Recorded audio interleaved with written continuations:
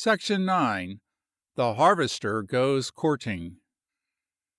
"She is on Henry Jameson's farm, 4 miles west of Onabasha," said the harvester, as he opened his eyes next morning and laid a caressing hand on Belshazzar's head.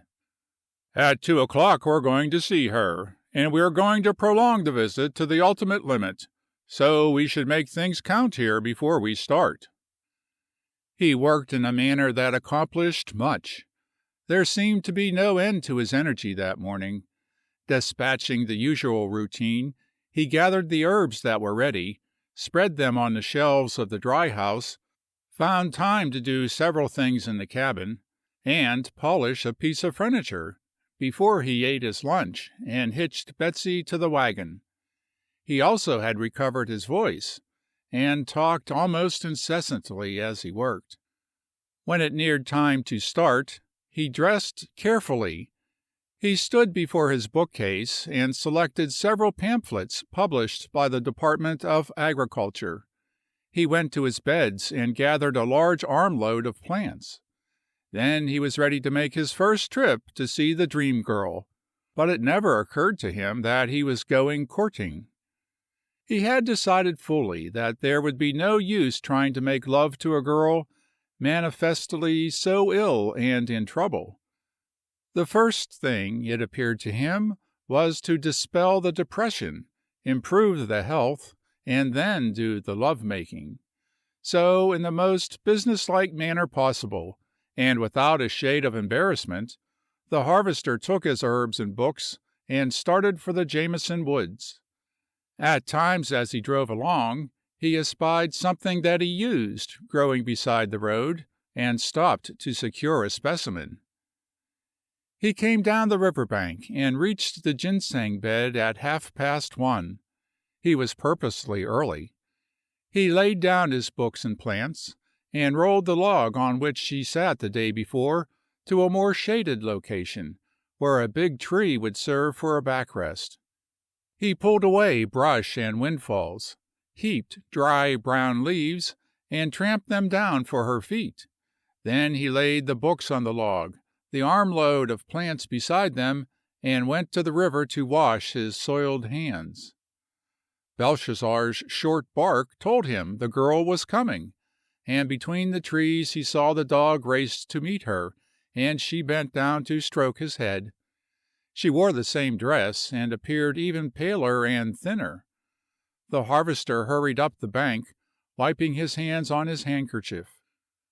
"Glad to see you," he greeted her casually. "I fixed you a seat with a backrest today. Don't be frightened at the stack of herbs. You needn't gather all those. They are only suggestions.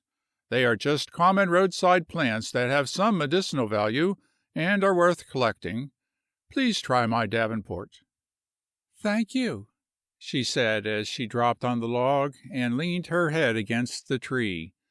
It appeared as if her eyes closed a few seconds in spite of her, and while they were shut, the harvester looked steadily and intently on a face of exquisite beauty, but so marred by pallor and lines of care that search was required to recognize just how handsome she was, and if he had not seen her in perfection in the dream, the harvester might have missed glorious possibilities. To bring back that vision would be a task worth while, was his thought. With the first faint quiver of an eyelash, the harvester took a few steps and bent over a plant, and as he did so the girl's eyes followed him. He appeared so tall and strong, so bronzed by summer sun and wind, his face so keen and intense, that swift fear caught her heart. Why was he there? Why should he take so much trouble for her? With difficulty she restrained herself from springing up and running away. Turning with the plant in his hand, the harvester saw the panic in her eyes, and it troubled his heart. For an instant he was bewildered. Then he understood. "I don't want you to work when you are not able," he said in his most matter-of-fact voice. "But if you still think that you are, I'll be very glad. I need help just now, more than I can tell you, and there seem to be so few people who can be trusted. Gathering stuff for drugs is really very serious business. You see, I've a reputation to sustain with some of the biggest laboratories in the country, not to mention the fact that I sometimes try compounding a new remedy for some common complaint myself. I rather take pride in the fact that my stuff goes in so fresh and clean that I always get anywhere from 3 to 10 cents a pound above the listed prices for it. I want that money, but I want an unbroken record for doing a job right and being square and careful, much more." He thought the appearance of fright was fading, and a tinge of interest taking its place. She was looking straight at him, and as he talked, he could see her summoning her tired forces to understand and follow him, so he continued. "One would think that as medicines are required in cases of life and death, collectors would use extreme caution, but some of them are criminally careless. It's a common thing to gather almost any fern for male fern, to throw in anything that will increase weight, to wash imperfectly, and commit many other sins that lie with the collector. Beyond that, I don't like to think. I suppose there are men who deliberately adulterate pure stuff to make it go farther, but when it comes to drugs, I scarcely can speak of it calmly. I'd like to do a thing right. I raise most of my plants, bushes, and herbs. I gather exactly in season, wash carefully if water dare be used, clean them otherwise if not, and dry them by a hot air system in an evaporator I built purposely. Each package I put up is pure stuff, clean, properly dried, and fresh. If I caught any man in the act of adulterating any of it, I'm afraid he would get hurt badly, and usually I'm a peaceable man. I am explaining this to show you how very careful you must be to keep things separate and collect the right plants if you are going to sell stuff to me. I am extremely particular." The girl was leaning toward him, watching his face, and hers was slowly changing. She was deeply interested, much impressed, and more at ease. When the harvester saw he had talked her into confidence, he crossed the leaves and, sitting on the log beside her, picked up the books and opened one. "Oh, I will be careful," said the girl. "If you will trust me to collect for you, I will undertake only what I am sure I know, and I'll do exactly as you tell me." "There are a dozen things that bring a price ranging from 3 to 15 cents a pound that are in season just now. I suppose you would like to begin on some common easy things that will bring the most money." Without a breath of hesitation she answered, "I will commence on whatever you are short of and need most to have." The heart of the harvester gave a leap that almost choked him, for he was vividly conscious of a broken shoe she was hiding beneath her skirts. He wanted to say "thank you," but he was afraid to, so he turned the leaves of the book. "I am working just now on mullein," he said. "Oh, I know mullein!" she cried, with almost a hint of animation in her voice. "The tall yellow flower stem rising from a circle of green felt leaves." "Good," said the harvester. "What a pretty way to describe it. Do you know any more plants?" "Only a few. I had a high school course in botany, but it was all about flower and leaf formation, nothing at all of what anything was good for. I also learned a few, drawing them for leather and embroidery designs." "Look here!" cried the harvester. "I came with an armload of herbs and expected to tell you all about foxglove, mullein, yarrow, jimson, purple thornapple, blessed thistle, hemlock, horehound, lobelia, and everything in season now. But if you already have a profession, why do you attempt a new one? Why don't you go on drawing? I never saw anything so stupid as most of the designs from nature for book covers and decorations, leather work and pottery. They are the same old subjects worked over and over. If you can draw enough to make original copies, I can furnish you with flowers, vines, birds, and insects, new, unused, and of exquisite beauty, for every month in the year. I've looked into the matter a little, because I am rather handy with a knife, and I carve candlesticks from suitable pieces of wood. I always have trouble getting my designs copied. Securing something new and unusual, never. If you can draw just well enough to reproduce what you see, gathering drugs is too slow and tiresome. What you want to do is to reproduce the subjects I will bring, and I'll buy what I want in my work and sell the remainder at the arts and crafts stores for you. Or I can find out what they pay for such designs at potteries and ceramic factories. You have no time to spend on herbs when you are in the woods, if you can draw." "I am surely in the woods," said the girl, "and I know I can copy correctly. I often made designs for embroidery and leather for the shop Mother and I worked for in Chicago." "Won't they buy them of you now?" "Undoubtedly." "Do they pay anything worth while?" "I don't know how their prices compare with others. One place was all I worked for. I think they pay what is fair." "We will find out," said the harvester promptly. I don't think you need to waste the time," faltered the girl. "I had better gather the plants for a while, at least." "Collecting crude drug material is not easy," said the harvester. "Drawing may not be either, but at least you could sit while you work, and it should bring you more money. Besides, I very much want a moth copied for a candlestick I'm carving. Won't you draw that for me? I have some pupae cases, and the moths will be out any day now. If I'd bring you one, wouldn't you just make a copy?" The girl gripped her hands together and stared straight ahead of her for a second. Then she turned to him. "I'd like to," she said, "but I have nothing to work with. In Chicago they furnished my material at the shop, and I drew the design and was paid for the pattern.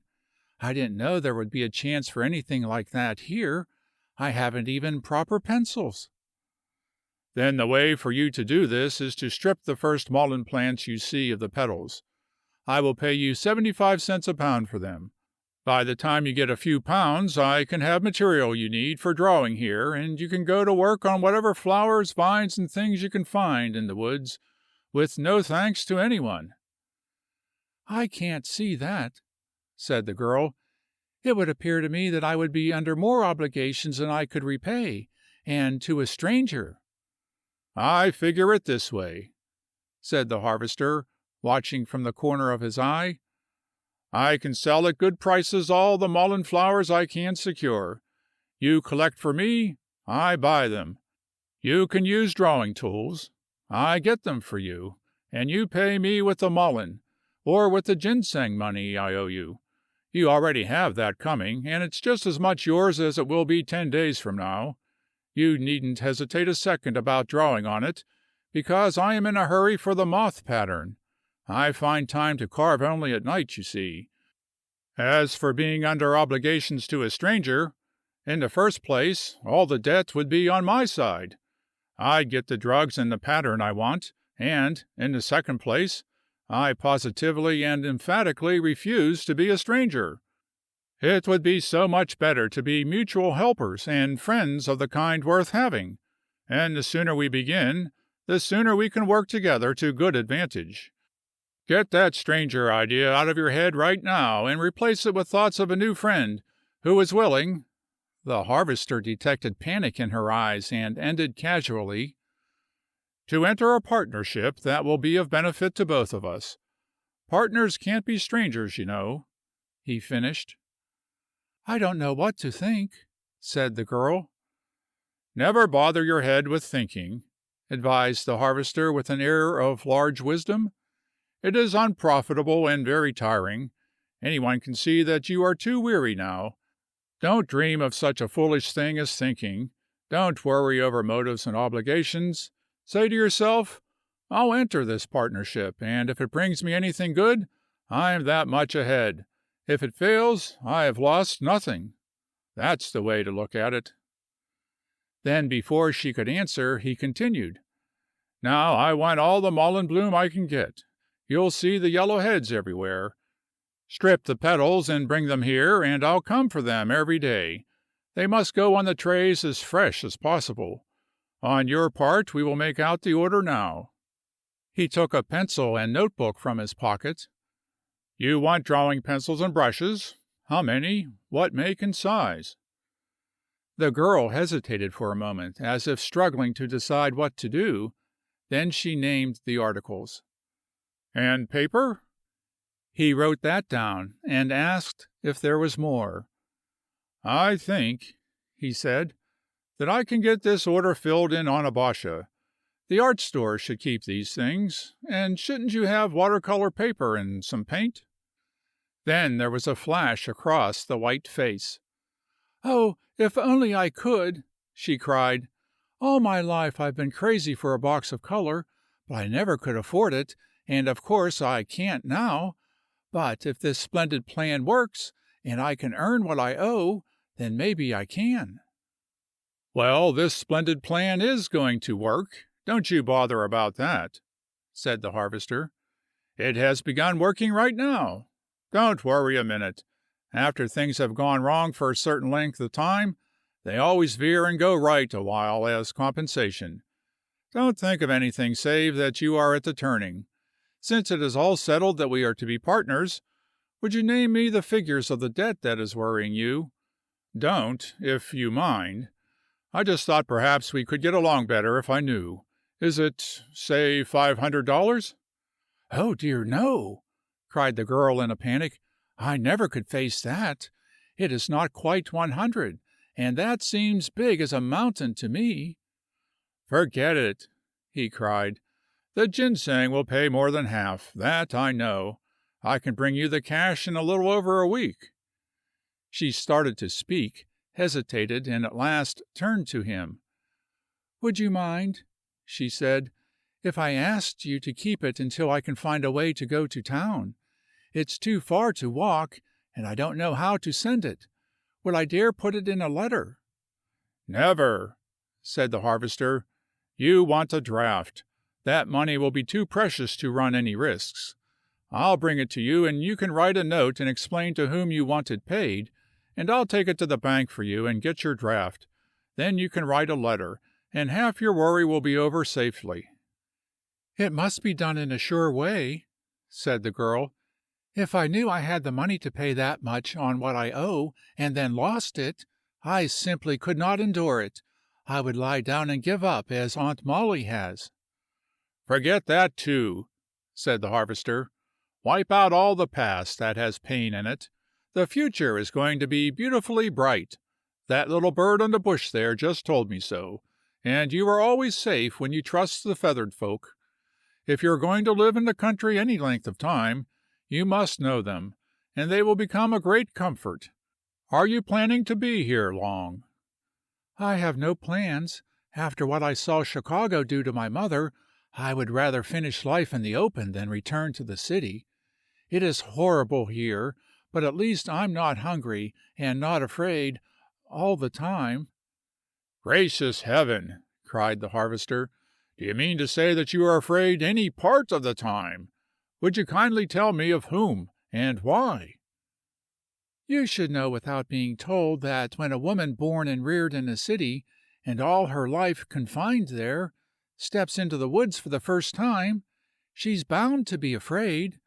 The last few weeks constitute my entire experience with the country, and I'm in mortal fear that snakes will drop from trees and bushes, or spring from the ground.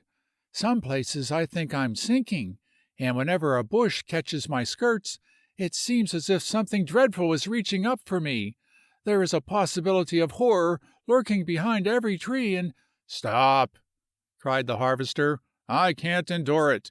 Do you mean to tell me that you are afraid here and now?" She met his eyes squarely. "Yes," she said. "It almost makes me ill to sit on this log without taking a stick and poking all around it first. Every minute I think something's going to strike me in the back or drop on my head." The harvester grew very white beneath the tan, and that developed a nice sickly green complexion for him. "Am I part of your tortures?" he asked tersely. "Why shouldn't you be?" she answered. "What do I know of you or your motives or why you are here?" "I have had no experience with the atmosphere that breeds such an attitude in a girl." "That is a thing for which to thank Heaven. Undoubtedly it is gracious to you. My life has been different." "Yet, in mortal terror of the woods, and probably equal fear of me, you are here and asking for work that will keep you here." "I would go through fire and flood for the money I owe. After that debt is paid—" She threw out her hands in a hopeless gesture. The harvester drew forth a roll of bills and tossed them into her lap. "For the love of mercy, take what you need and pay it," he said. "Then get a floor under your feet, and try, I beg of you, try to force yourself to have confidence in me, until I do something that gives you the least reason for distrusting me." She picked up the money and gave it a contemptuous whirl that landed at his feet. "What greater cause of distrust could I have by any possibility than just that?" she asked. The harvester arose hastily, and taking several steps, he stood with folded arms, his back turned. The girl sat watching him with wide eyes, the dull blue plain in their dusky depths. When he did not speak, she grew restless. At last she slowly arose and, circling him, looked into his face. It was convulsed with a struggle in which love and patience fought for supremacy over honest anger. As he saw her so close, his lips drew apart, and his breath came deeply, but he did not speak. He merely stood and looked at her, and looked, and she gazed at him as if fascinated, but uncomprehending. "Ruth!" The call came roaring up the hill. The girl shivered and became paler. "Is that your uncle?" asked the harvester. She nodded. "Will you come tomorrow for your drawing materials?" "Yes." "Will you try to believe that there is absolutely nothing, either underfoot or overhead, that will harm you?" "Yes." "Will you try to think that I am not a menace to public safety, and that I would do much to help you, merely because I would be glad to be of service?" "Yes." "Will you try to cultivate the idea that there is nothing in all this world that would hurt you purposely?" "Ruth!" came a splitting scream in gruff man tones, keyed in deep anger. "That sounds like it," said the girl, and catching up her skirts she ran through the woods, taking a different route toward the house. The harvester sat on the log and tried to think. But there are times when the numbed brain refuses to work, so he really sat and suffered. Belshazzar whimpered and licked his hands, and at last the man arose and went with the dog to the wagon. As they came through Onabasha, Betsy turned at the hospital corner, but the harvester pulled her around and drove toward the country. Not until they crossed the railroad did he lift his head, and then he drew a deep breath, as if starved for pure air, and spoke. "Not today, Betsy. I can't face my friends just now. Some way I am making an awful fist of things. Everything I do is wrong. She no more trusts me than you would a rattlesnake, Belshazzar, and from all appearance she takes me to be almost as deadly. What must have been her experiences in life to ingrain fear and distrust in her soul at that rate? I always knew I was not handsome, but I never before regarded my appearance as alarming. And I fixed up, too." The harvester grinned a queer little twist of a grin that pulled and distorted his strained face. "Might as well have gone with a week's beard, a soiled shirt, and a leer. And I've always been as decent as I knew. What's the reward for clean living, anyway, if the girl you love strikes you like that?" Belshazzar reached across and kissed him. The harvester put his arm around the dog. In the man's disappointment and heart hunger, he leaned his head against the beast and said, "I've always got you to love and protect me, anyway, Belshazzar. Maybe the man who said a dog was man's best friend was right. You always trusted me, didn't you, Belle? And you never regretted it but once, and that wasn't my fault. I never did it. If I did, I'm getting good and well paid for it. I'd rather be kicked until all the ribs of one side are broken, Belle, than to swallow the dose she just handed me. I tell you it was bitter, lad. What am I going to do? Can't you help me, Belle?" Belshazzar quivered in anxiety to offer the comfort he could not speak. "Of course you are right. You always are, Belle," said the harvester. "I know what you're trying to tell me. Sure enough, she didn't have any dream. I am afraid she had the bitterest reality. She hasn't been loving a vision of me, working and searching for me, and I don't mean to her what she does to me. Of course I see that I must be patient and bide my time. If there is anything in like begetting like, she is bound to care for me some day, for I love her past all expression, and for all she feels I might as well save my breath. But she has got to awake some day, Belle. She can make up her mind to that. She can't see why, over and over. I wonder what she would think if I'd up and tell her why with no frills. She will drive me to it some day, then probably the shock will finish her. I wonder if Doc was only fooling, or if he really would do what he said. It might wake her up, anyway, but I'm dubious as to the result. How Uncle Henry can roar! He sounded like a foghorn. I'd love to try my muscle on a man like that. No wonder she is afraid of him, if she is of me. Afraid! Well, of all things I ever did expect, Belshazzar, that is the limit. End of section 9.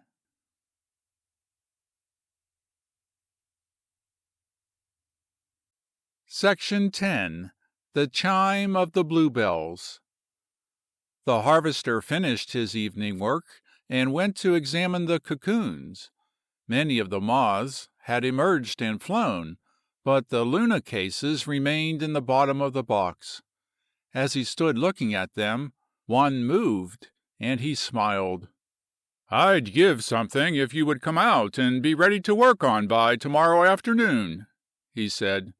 "Possibly you would so interest her that she would forget her fear of me.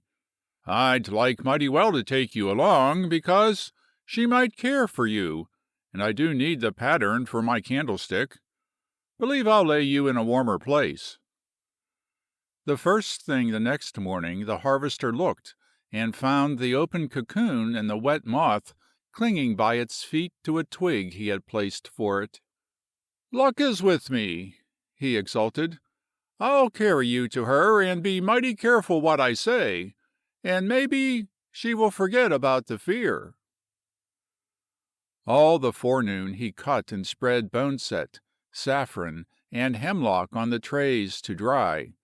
At noon he put on a fresh outfit, ate a hasty lunch, and drove to Onabasha. He carried the moth in a box, and as he started he picked up a rake. He went to an art store and bought the pencils and paper she had ordered.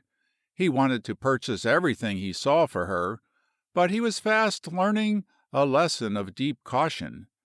If he took more than she ordered, she would worry over paying, and if he refused to accept money, she would put that everlasting "why" at him again.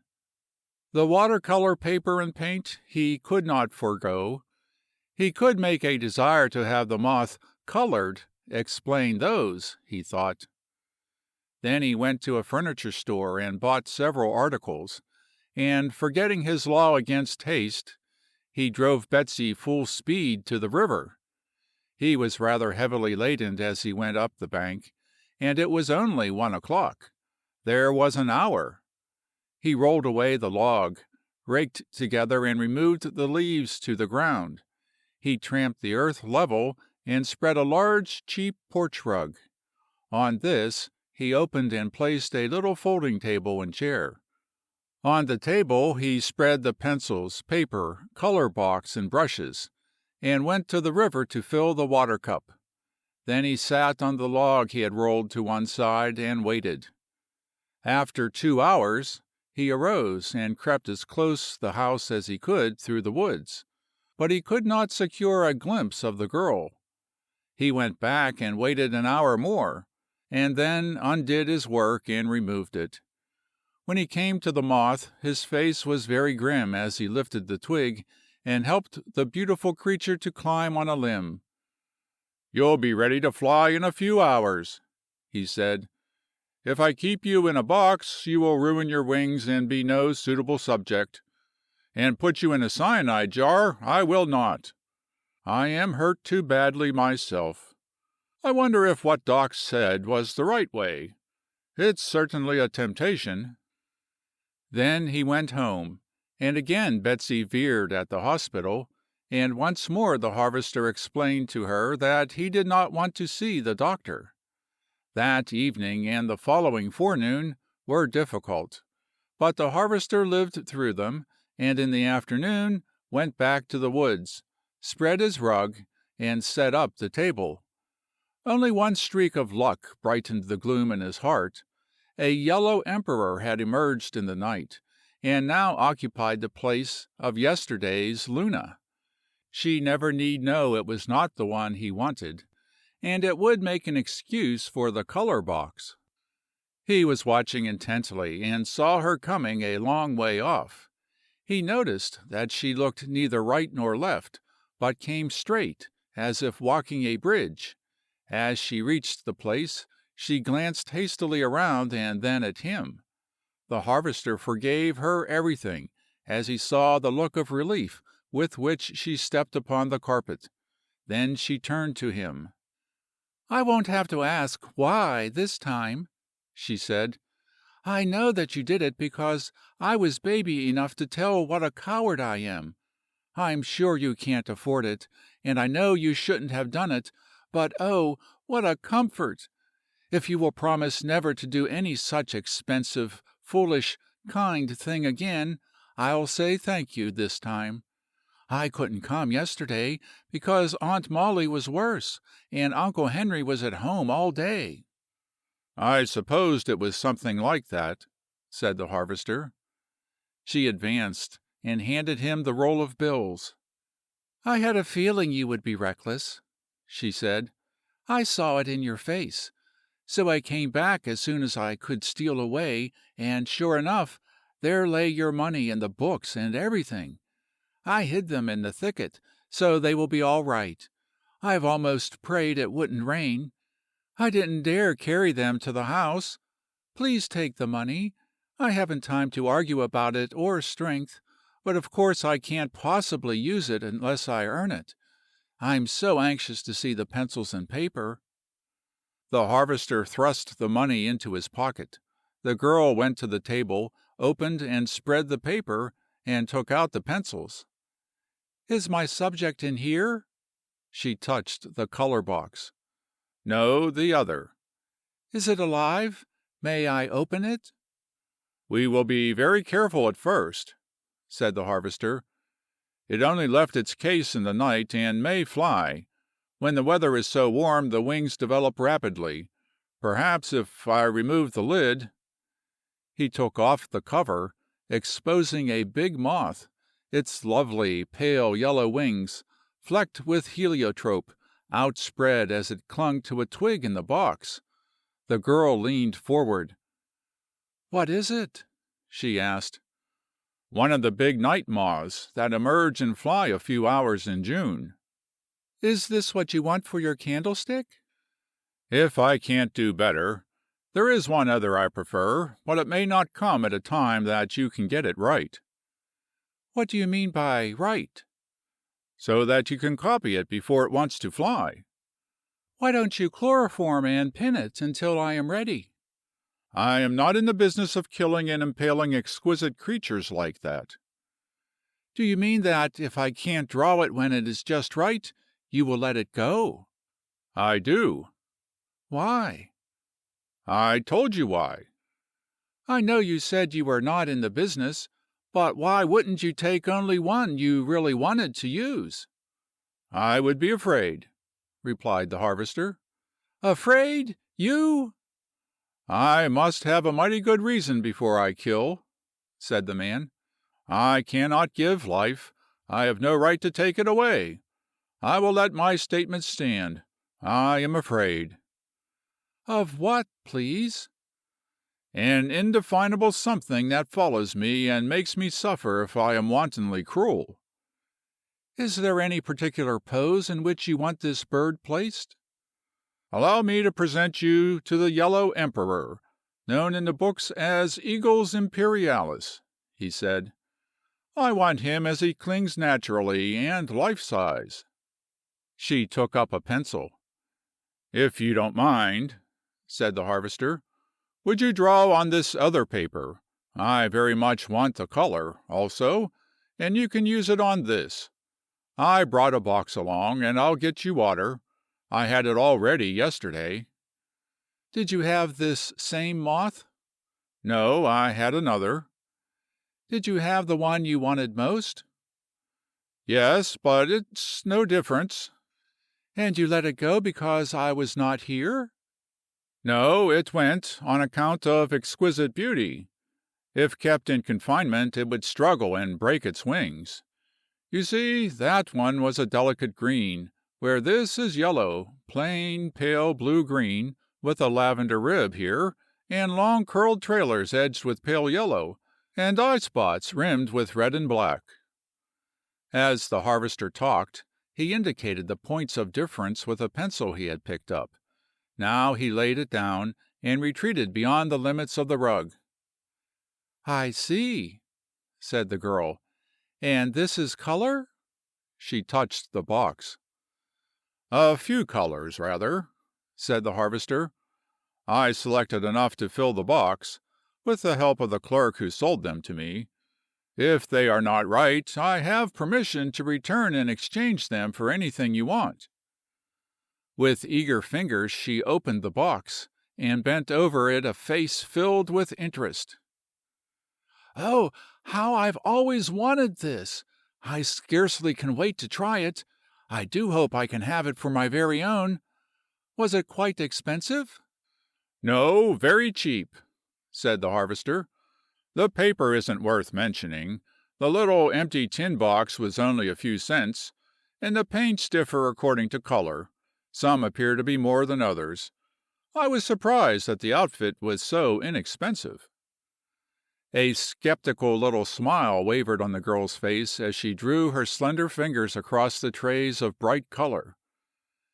If one dared accept your word, you really would be a comfort, she said as she resolutely closed the box, pushed it away, and picked up a pencil. If you would take the trouble to inquire at the banks, post office, express office, hospital, or of any druggist in Onabasha, you will find that my word is exactly as good as my money, and taken quite as readily. I didn't say I doubted you. I have no right to do that until I feel you deceive me. What I said was, dared accept, which means I must not, because I have no right. But you make one wonder what you would do if you were coaxed and asked for things and led by insinuations. I can tell you that, said the harvester. It would depend altogether on who wanted anything of me, and what they asked. If you would undertake to coax and insinuate, you would never get it done, because I'd see what you needed, and have it at hand before you had time. The girl looked at him wonderingly. Now don't spring your recurrent why on me, said the harvester. I'll tell you why some of these days. Just now answer me this question. Do you want me to remain here or leave until you finish? Which way would you be least afraid? I am not at all afraid on the rug and with my work, she said. If you want to go hunt ginseng, go by all means. I don't want to hunt anything, said the harvester. But if you are more comfortable with me away, I'll be glad to go. I'll leave the dog with you. He gave a short whistle, and Belshazzar came bounding to him. The harvester stepped to the girl's side, and, dropping on one knee, He drew his hand across the rug close to her skirts. "Right here, Belshazzar," he said. "Watch. You are on guard, Belle." "Well, of all names for a dog!" exclaimed the girl. "Why did you select that?" "My mother named my first dog Belshazzar, and taught me why. So each of the three I've owned since have been christened the same. It means to protect, and that is the office all of them perform. This one especially has filled it admirably. Once I failed him, but he never has gone back on me. You see, he is not a particle afraid of me. Every step I take, he is at my heels." "So was Bill Sykes's dog, if I remember." The harvester laughed. "Belle," he said, "if you could speak, you'd say that was an ugly one, wouldn't you?" The dog sprang up and kissed the face of the man and rubbed a loving head against his breast. "Thank you," said the harvester. "Now lie down and protect this woman as carefully as you ever watched in your life.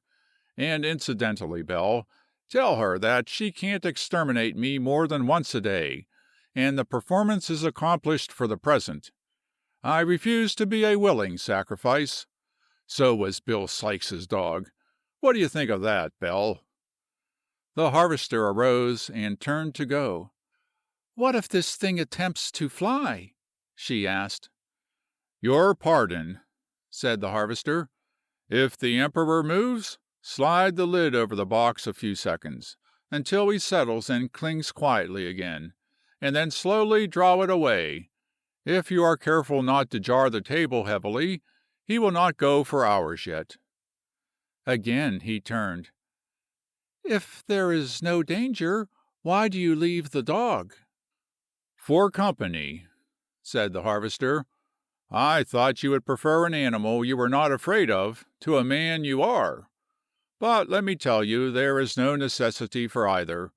I know a woman who goes alone and unafraid through every foot of woods in this part of the country. She has climbed, crept, and waded, and she tells me she never saw but 2 venomous snakes this side of Michigan. Nothing ever dropped on her or sprang at her. She feels as secure in the woods as she does at home." "Isn't she afraid of snakes?" "She dislikes snakes, but she is not afraid, or she would not risk encountering them daily." "Do you ever find any?" "Harmless little ones, often. That is, Bell does.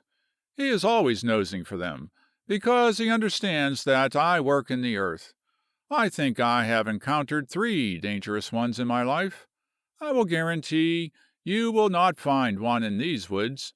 They are too open and too much cleared." "Then why leave the dog?" "I thought," said the harvester patiently, "that your uncle might have turned in some of his cattle, or if pigs came here the dog would chase them away." She looked at him with utter panic in her face. "I am far more afraid of a cow than a snake," she cried. "It is so much bigger." "How did you ever come into these woods alone far enough to find the ginseng?" asked the harvester. "Answer me that." "I wore Uncle Henry's top boots and carried a rake, and I suffered tortures," she replied. "But you hunted until you found what you wanted, and came again to keep watch on it?"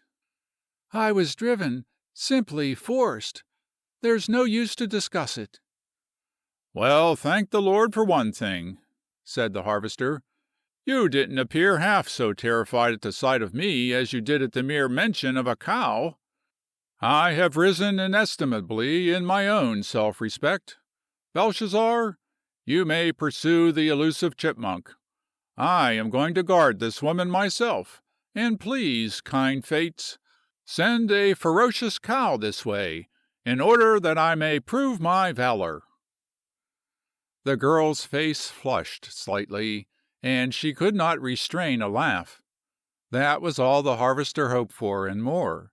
He went beyond the edge of the rug and sat on the leaves under a tree.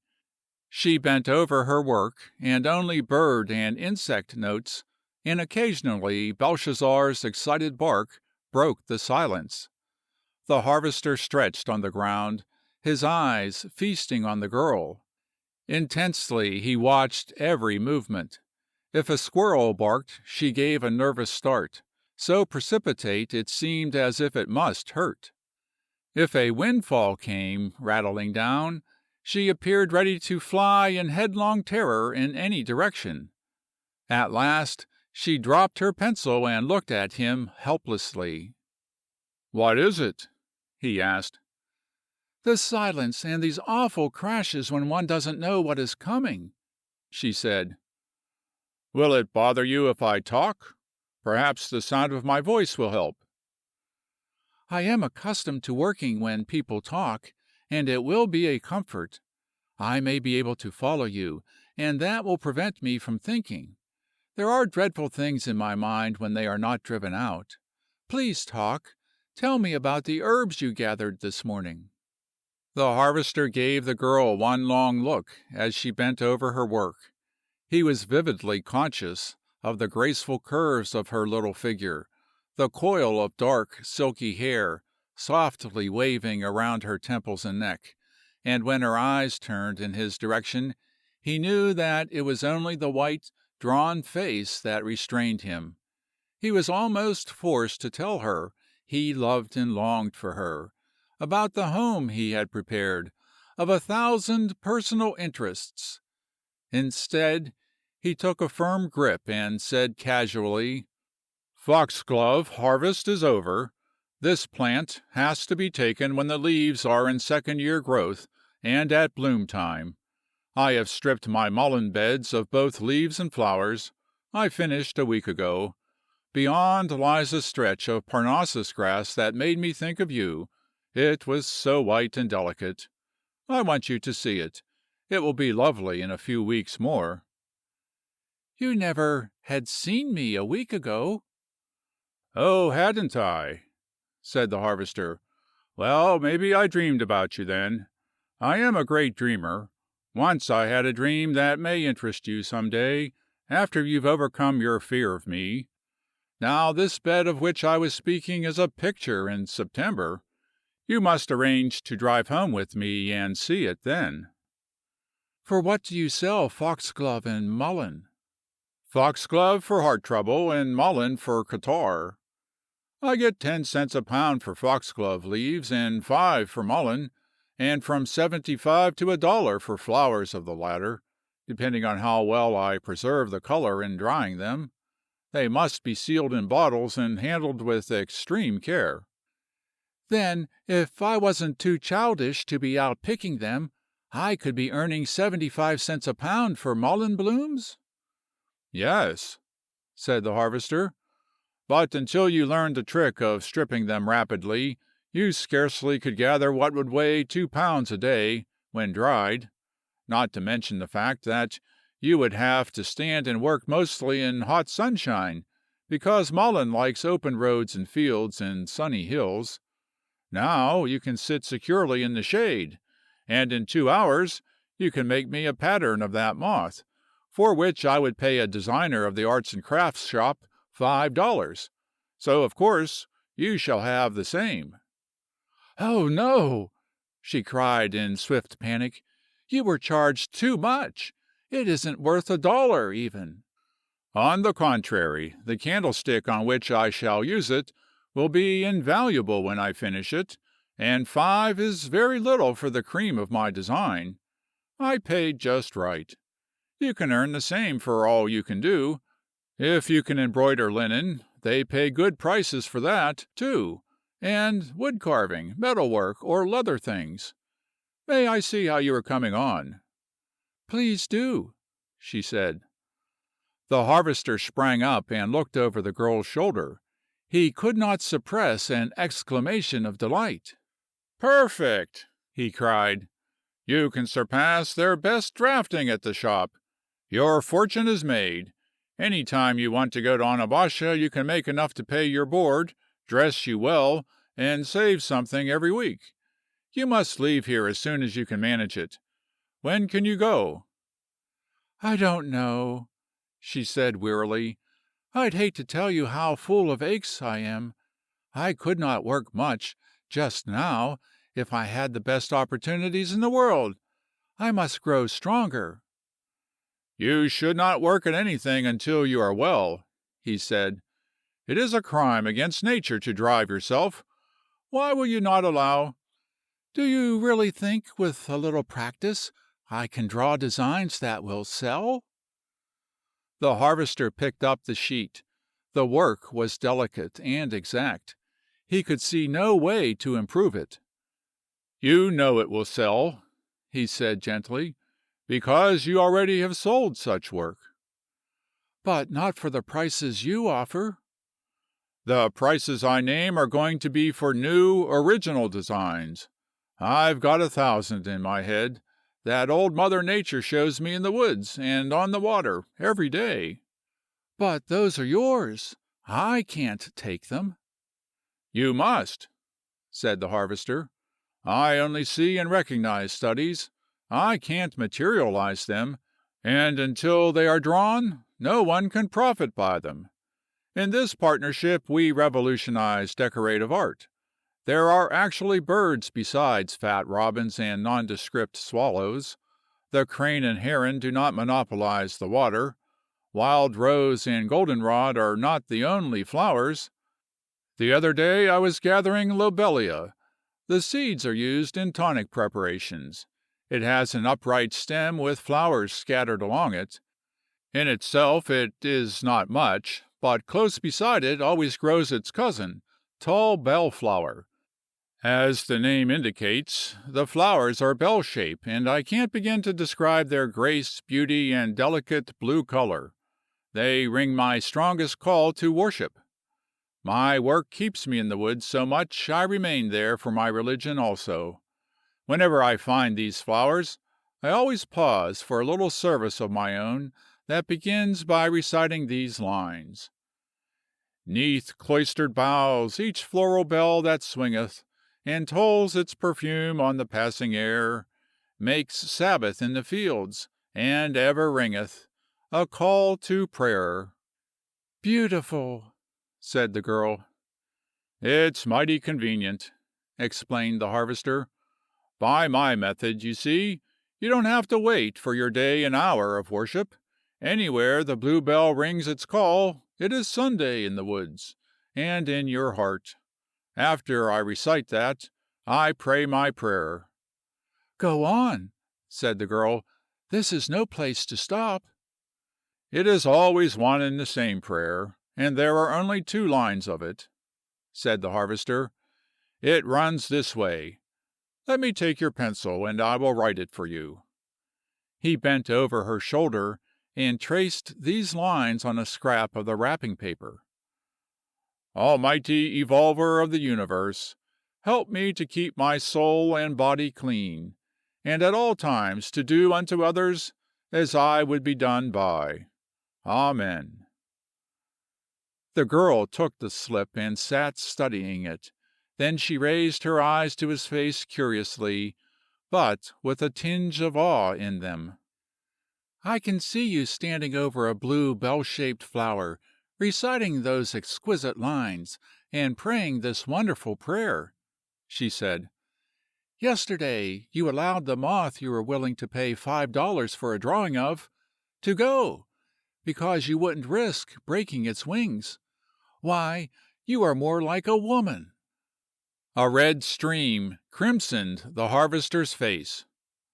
"Well, heretofore I have been considered strictly masculine," he said. "To appreciate beauty, or to try to be just commonly decent, is not exclusively feminine. You must remember there are painters, poets, musicians, workers in art along almost any line you could mention, and no one calls them feminine. But there is one good thing if I am. You need no longer fear me. If you should see me, muck covered, grubbing in the earth, or on a raft washing roots in the lake, you would not consider me like a woman." "Would it be any discredit if I did? I think not. I merely meant that most men would not see or hear the bluebell at all. And as for the poem and prayer, If the woods make a man with such fiber in his soul, I must learn them, if they half kill me." "You harp on death. Try to forget the word." "I have faced it for months, and seen it do its grinding worst very recently to the only thing on earth I loved or that loved me. I have no desire to forget. Tell me more about the plants." "Forgive me," said the harvester gently. "Just now I am collecting catnip for the infant and nervous people, horehound for colds and dyspepsia, boneset heads and flowers for the same purpose. There is a heavy head of white bloom with wonderful lacy leaves called yarrow. I take the entire plant for a tonic and blessed thistle leaves and flowers for the same purpose." "That must be what I need," interrupted the girl. "Half the time I believe I have a little fever, but I couldn't have dyspepsia, because I never want anything to eat. Perhaps the tonic would make me hungry." "Promise me you will tell that to the doctor who comes to see your aunt, and take what he gives you." "No doctor comes to see my aunt. She is merely playing lazy to get out of work. There is nothing the matter with her." "Then why—" "My uncle says that. Really, she could not stand and walk across a room alone. She is simply worn out." "I shall report the case," said the harvester instantly. "You better not," said the girl. "There must be a mistake about you knowing my uncle. Tell me more of the flowers." The harvester drew a deep breath and continued. "These I just have named I take at bloom time. Next month come purple thornapple, jimson weed, and hemlock." "Isn't that poison?" "Half the stuff I handle is." "Aren't you afraid?" "Terribly," said the harvester in laughing voice. "But I want the money. The sick folk need the medicine, and I drink water." The girl laughed also. "Look here," said the harvester, "why not tell me just as closely as you can about your aunt, and let me fix something for her? Or, if you are afraid to trust me, let me have my friend of whom I spoke yesterday." "Perhaps I am not so much afraid as I was," said the girl. "I wish I could. How could I explain where I got it? And I wonder if she would take it." "Give it to her without any explanation," said the harvester. "Tell her it will make her stronger, and she must use it. Tell me exactly how she is, and I will fix up some harmless remedies that may help, and can do no harm." "She simply has been neglected, overworked, and abused until she has lain down, turned her face to the wall, and given up hope. I think it is too late. I think the end will come soon. But I wish you would try. I'll gladly pay." "Don't," said the harvester. "Not for things that grow in the woods and that I prepare. Don't think of money every minute." "I must," she said with forced restraint. "It is the price of life. Without it one suffers horribly, as I know. What other plants do you gather?" "Saffron," answered the harvester. "A beautiful thing. You must see it. Tall, round stems, lacy, delicate leaves, big heads of bright yellow bloom, touched with color so dark it appears black. One of the loveliest plants that grows. You should see my big bed of it in a week or two more. It makes a picture." The words recalled him to the girl. He turned to study her. He forgot his commission and chafed at conventions that prevented his doing what he saw was required so urgently. Fearing she would notice, he gazed away through the forest and tried to think, to plan. "You are not making noise enough," she said. So absorbed was the harvester, he scarcely heard her. In an attempt to obey, he began to whistle softly. A tiny goldfinch, in a nest of thistledown and plant fiber in the branching of a bush 10 feet above him, stuck her head over the brim and inquired, "Pseet?" "Ptsee!" answered the harvester. That began the duet. Before the question had been asked and answered a half-dozen times, a catbird intruded its voice, and hearing a reply, came through the bushes to investigate. A wren followed, and became very saucy. From one could not see where came a vireo, and almost at the same time a chewink had something to say. Instantly the harvester answered. Then a blue jay came chattering to ascertain what all the fuss was about, and the harvester carried on a conversation that called up the remainder of the feathered tribe. A brilliant cardinal came tearing through the thicket, his beady black eyes snapping, and demanding to know if anyone were harming his mate, brooding under a wild grape leaf in the scrub elm on the river embankment. A brown thrush silently slipped like a snake between shrubs and trees, and, catching the universal excitement, began to flirt its tail and utter a weird whistling cry. With one eye on the bird and the other on the girl sitting in amazed silence, the harvester began working for effect. He lay quietly, but in turn he answered a dozen birds so accurately they thought their mates were calling, and closer they came. An oriole in orange and black heard his challenge and flew up the river bank, answering at steady intervals for quite a time before it was visible, and in resorting to the last notes he could think of, a quail whistled "Bob White," and a shite poke, skulking along the river bank, stopped and cried "Cock! Cock!" At his limit of calls, the harvester changed his notes, and whistled and cried bits of bird talk in tone with every mellow accent and inflection he could manage. Gradually the excitement subsided.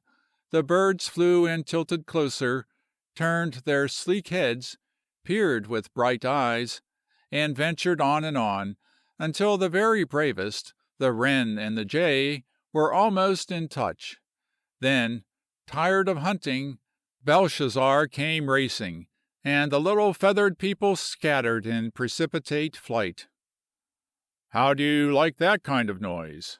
inquired the harvester. The girl drew a deep breath.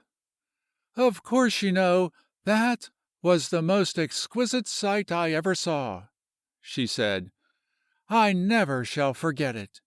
I did not think there were that many different birds in the whole world, of all the gaudy colors, and they came so close you could have reached out and touched them." "Yes," said the harvester calmly. "Birds are never afraid of me. At Medicine Woods, when I call them like that, many, most of them in fact, eat from my hand. If you ever have looked at me enough to notice bulgy pockets, they are full of wheat. These birds are strangers, but I'll wager you that in a week I can make them take food from me. Of course, my own birds know me, because they are around every day. It is much easier to tame them in winter, when the snow has fallen and food is scarce, but it only takes a little while to win a bird's confidence in any season." "Birds don't know what there is to be afraid of," she said. "Your pardon," said the harvester, "but I am familiar with them, and that is not correct. They have more to fear than human beings. No one is going to kill you merely to see if he can shoot straight enough to hit. Your life is not in danger because you have magnificent hair that some woman would like for an ornament. You will not be stricken out in a flash because there are a few bits of meat on your frame someone wants to eat. No one will set a seductive trap for you, and, if you are tempted to enter it, shut you from freedom and natural diet in a cage so small you can't turn around without touching bars. You are in a secure and free position compared with the birds. I have also observed that they know guns, many forms of traps, and all of them decide by the mere manner of a man's passing through the woods whether he is a friend or an enemy. Birds know more than many people realize. They do not always correctly estimate gun range, but they are foolishly venturesome at times when they want food. But they know many more things than most people give them credit for understanding. The greatest trouble with the birds is they are too willing to trust us and be friendly, so they are often deceived." "That sounds as if you were right," said the girl. "I am of the woods, so I know I am," answered the harvester. "Will you look at this now?" He examined the drawing closely. "Where did you learn?" he inquired. "My mother. She was educated to her fingertips. She drew, painted, played beautifully, sang well, and she had read almost all the best books. Besides what I learned at high school, she taught me all I know. Her embroidery always brought higher prices than mine, try as I might. I never saw anyone else make such a dainty, accurate little stitch as she could." "If this is not perfect, I don't know how to criticize it. I can and will use it in my work. But I have one Luna cocoon remaining, and I would give $10 for such a drawing of the moth before it flies. It may open tonight or not for several days. If your aunt should be worse and you cannot come tomorrow, and the moth emerges, is there any way in which I could send it to you?" "What could I do with it?" "I thought perhaps you could take a piece of paper and the pencils with you, and secure an outline in your room. It need not be worked up with all the detail in this. Merely a skeleton sketch would do. Could I leave it at the house, or send it with someone?" "No, oh no!" she cried. "Leave it here. Put it in a box in the bushes where I hid the books. What are you going to do with these things?" "Hide them in the thicket, and scatter leaves over them." "What if it rains?" "I have thought of that. I brought a few yards of oilcloth today, and they will be safe and dry if it pours." "Good," she said. "Then, if the moth comes out, you bring it, and if I am not here, put it under the cloth, and I will run up some time in the afternoon. But if I were you, I would not spread the rug until you know I can remain. I have to steal every minute I am away, and any day uncle takes a notion to stay at home, I dare not come." "Try to come tomorrow. I am going to bring some medicine for your aunt." "Put it under the cloth if I am not here, but I will come if I can. I must go now. I have been away far too long." The harvester picked up one of the drug pamphlets, laid the drawing inside it, and placed it with his other books. Then he drew out his pocketbook, and laid a $5 bill on the table, and began folding up the chair and putting away the things. The girl looked at the money with eager eyes. "Is that honestly what you would pay at the arts and crafts place?" "It is the customary price for my patterns." "And you are sure this is as good?" "I can bring you some I have paid that for, and let you see for yourself that it is better." "I wish you would," she cried eagerly. "I need that money, and I would like to have it dearly if I really have earned it, but I can't touch it if I have not." "Won't you accept my word?" "No. I will see the other drawings first, and if I think mine are as good, I will be glad to take the money tomorrow." "What if you can't come?" "Put them under the oilcloth. I watch all the time, and I think Uncle Henry has trained even the boys so they don't play in the river on his land. I never see a soul here. The woods, house, and everything is desolate until he comes home, and then it is like—" She paused. "I'll say it for you," said the harvester promptly. "Then it is like hell." "At its worst," supplemented the girl. Taking pencils and a sheet of paper, she went swiftly through the woods. Before she left the shelter of the trees, the harvester saw her busy her hands with the front of her dress, and he knew that she was concealing the drawing material. The color box was left, and he said things as he put it with the chair and table, covered them with the rug and oilcloth, and heaped on a layer of leaves. Then he drove to the city, and Betsy turned at the hospital corner with no interference. He could face his friend that day. Despite all discouragements, he felt reassured. He was progressing. Means of communication had been established. If she did not come, he could leave a note and tell her if the moth had not emerged, and how sorry he was to have missed seeing her. "Hello, lover!" cried Dr. Carey as the harvester entered the office. "Are you married yet?" "No, but I'm going to be," said the harvester with confidence. "Have you asked her?" "No, we are getting acquainted. She is too close to trouble, too ill, and too worried over a sick relative for me to intrude myself. It would be brutal, but it's a temptation. Doc, is there any way to compel a man to provide medical care for his wife?" "Can he afford it?" "Amply. Anything. Worth thousands in land and nobody knows what in money. It's Henry Jameson." "The meanest man I ever knew. If he has a wife, it's a marvel she has survived this long. Won't he provide for her?" "I suppose he thinks he has, when she has a bed to lie on and a roof to cover her. He won't supply food she can eat and medicine. He says she is lazy." "What do you think?" "I quote Miss Jameson. She says her aunt is slowly dying from overwork and neglect." "David, doesn't it seem pretty good when you say Miss Jameson?" "Loveliest sound on earth, except the remainder of it." "What's that?" "Ruth." "Jove, what a beautiful name! Ruth Langston.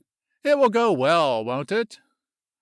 "Music that the birds, insects, singing water, the trees, and the breeze can't ever equal. I'm holding on with all my might, but it's tough, Doc. She's in such a dreadful place and position, and she needs so much. She is sick. Can't you give me a prescription for each of them?" "You just bet I can," said the doctor, "if you can engineer their taking them." "I suppose you'd hold their noses and pour stuff down them." "I would if necessary." "Well, it is." "All right, I'll fix something, and you see that they use it." "I can try," said the harvester. "Try? Pah! You aren't half a man." "That's a half more than being a woman, anyway." "She called you feminine, did she?" cried the doctor, dancing and laughing. "She ought to see you harvesting skunk cabbage and blue flag, or when you are angry enough." The doctor left the room, and it was a half hour before he returned. "Try that on them, according to directions," he said, handing over a couple of bottles. "Thank you," said the harvester. "I will." "That sounds manly enough." "Oh, pother! It's not that I'm not a man, or a laggard in love, but I'd like to know what you'd do to a girl dumb with grief over the recent loss of her mother, who was her only relative worth counting, sick from God knows what exposure and privation, and now a dying relative on her hands. What could you do?" "I'd marry her and pick her out of it." "I wouldn't have her if she'd leave a sick woman for me." "I wouldn't either. She's got to stick it out until her aunt grows better, and then I'll go out there and show you how to court a girl." "I guess not. You keep the girl you did courted, and you'll have your hands full. How does that appear to you?" The harvester opened the pamphlet he carried and held up the drawing of the moth. The doctor turned to the light. "Good work!" he cried. "Did she do that?" "She did, in little over an hour." "Fine! She should have a chance." "She is going to. She's going to have all the opportunity that is coming to her." "Good for you, David. Any time I can help." The harvester replaced the sketch and went to the wagon, but he left Belshazzar in charge, and visited the largest dry goods store in Onabasha, where he held a conference with the floor walker. When he came out, he carried a heaping load of boxes of every size and shape, with a label on each. He drove to Medicine Woods, singing and whistling. "She didn't want me to go, Belshazzar," he chuckled to the dog. "She was more afraid of a cow than she was of me. I made some headway today, old boy. She doesn't seem to have a ray of an idea what I am there for, but she is going to trust me soon now. That is written in the books. Oh, I hope she will be there tomorrow, and the Luna will be out. Got half a notion to take the case and lay it in the warmest place I can find. But if it comes out and she isn't there, I'll be sorry. Better trust to luck." The harvester stabled Betsy, fed the stock, and visited with the birds. After supper he took his purchases and entered her room. He opened the drawers of the chest he had made, and selecting the labeled boxes, he laid them in. But not a package did he open. Then he arose, and radiated conceit of himself. "I'll wager she will like those," he commented proudly, "because Cain promised me fairly that he would have the right things put up for a girl the size of the clerk I selected for him, and exactly what Ruth should have. That girl was slenderer, and not quite so tall, but he said everything was made long on purpose. Now what else should I get?" He turned to the dressing table, and taking a notebook from his pocket, made this list: rugs for bed and bathroom, mattresses, pillow, and bedding, dresses for all occasions, all kinds of shoes and overshoes. "There are gloves, too!" exclaimed the harvester. "She has to have some, but how am I going to know what is right? Oh, but she needs shoes, high, low, slippers, everything. I wonder what that clerk wears. I don't believe shoes would be comfortable without being fitted, or at least the proper size. I wonder what kind of dresses she likes. I hope she's fond of white. A woman always appears loveliest in that. Maybe I'd better buy what I'm sure of and let her select the dresses. But I'd love to have this room crammed with girl fixings when she comes. Doesn't seem as if she ever has had any little luxuries. I can't miss it on anything a woman uses. Let me think." Slowly he wrote again: parasols, fans, veils, hats. "I never can get them. I think that will keep me busy for a few days," said the harvester as he closed the door softly and went to look at the pupae cases. Then he carved on the vine of the candlestick for her dressing table, with one arm around Belshazzar, reread the story of John Muir's dog, went into the lake, and to bed. Just as he was becoming unconscious, the beast lifted an inquiring head and gazed at the man. "More afraid of cow," the harvester was muttering in a sleepy chuckle. End of section 10.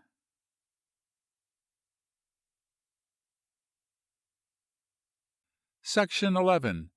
Demonstrated courtship. When the harvester saw the girl coming toward the woods, he spread the rug, opened and placed the table and chair, laid out the color box, and another containing the last Luna. "Did the green one come out?" she asked, touching the box lightly. "It did," said the harvester proudly, as if he were responsible for the performance. "It is an omen. It means that I am to have my long-coveted pattern for my best candlestick. It also clearly indicates that the gods of luck are with me for the day, and I get my way about everything. There won't be the least use in your asking why or interposing objections. This is my clean sweep. I shall be fearfully dictatorial, and you must submit, because the fates have pointed out that they favor me today, and if you go contrary to their decrees, you will have a bad time." The girl's smile was a little wan. She sank on a chair and picked up a pencil. "Lay that down!" cried the harvester. "You haven't had permission from the dictator to begin drawing. You are to sit and rest a long time." "Please, may I speak?" asked the girl. The harvester grew foolishly happy. Was she really going to play the game? Of course he had hoped, but it was a hope without any foundation. "You may," he said soberly.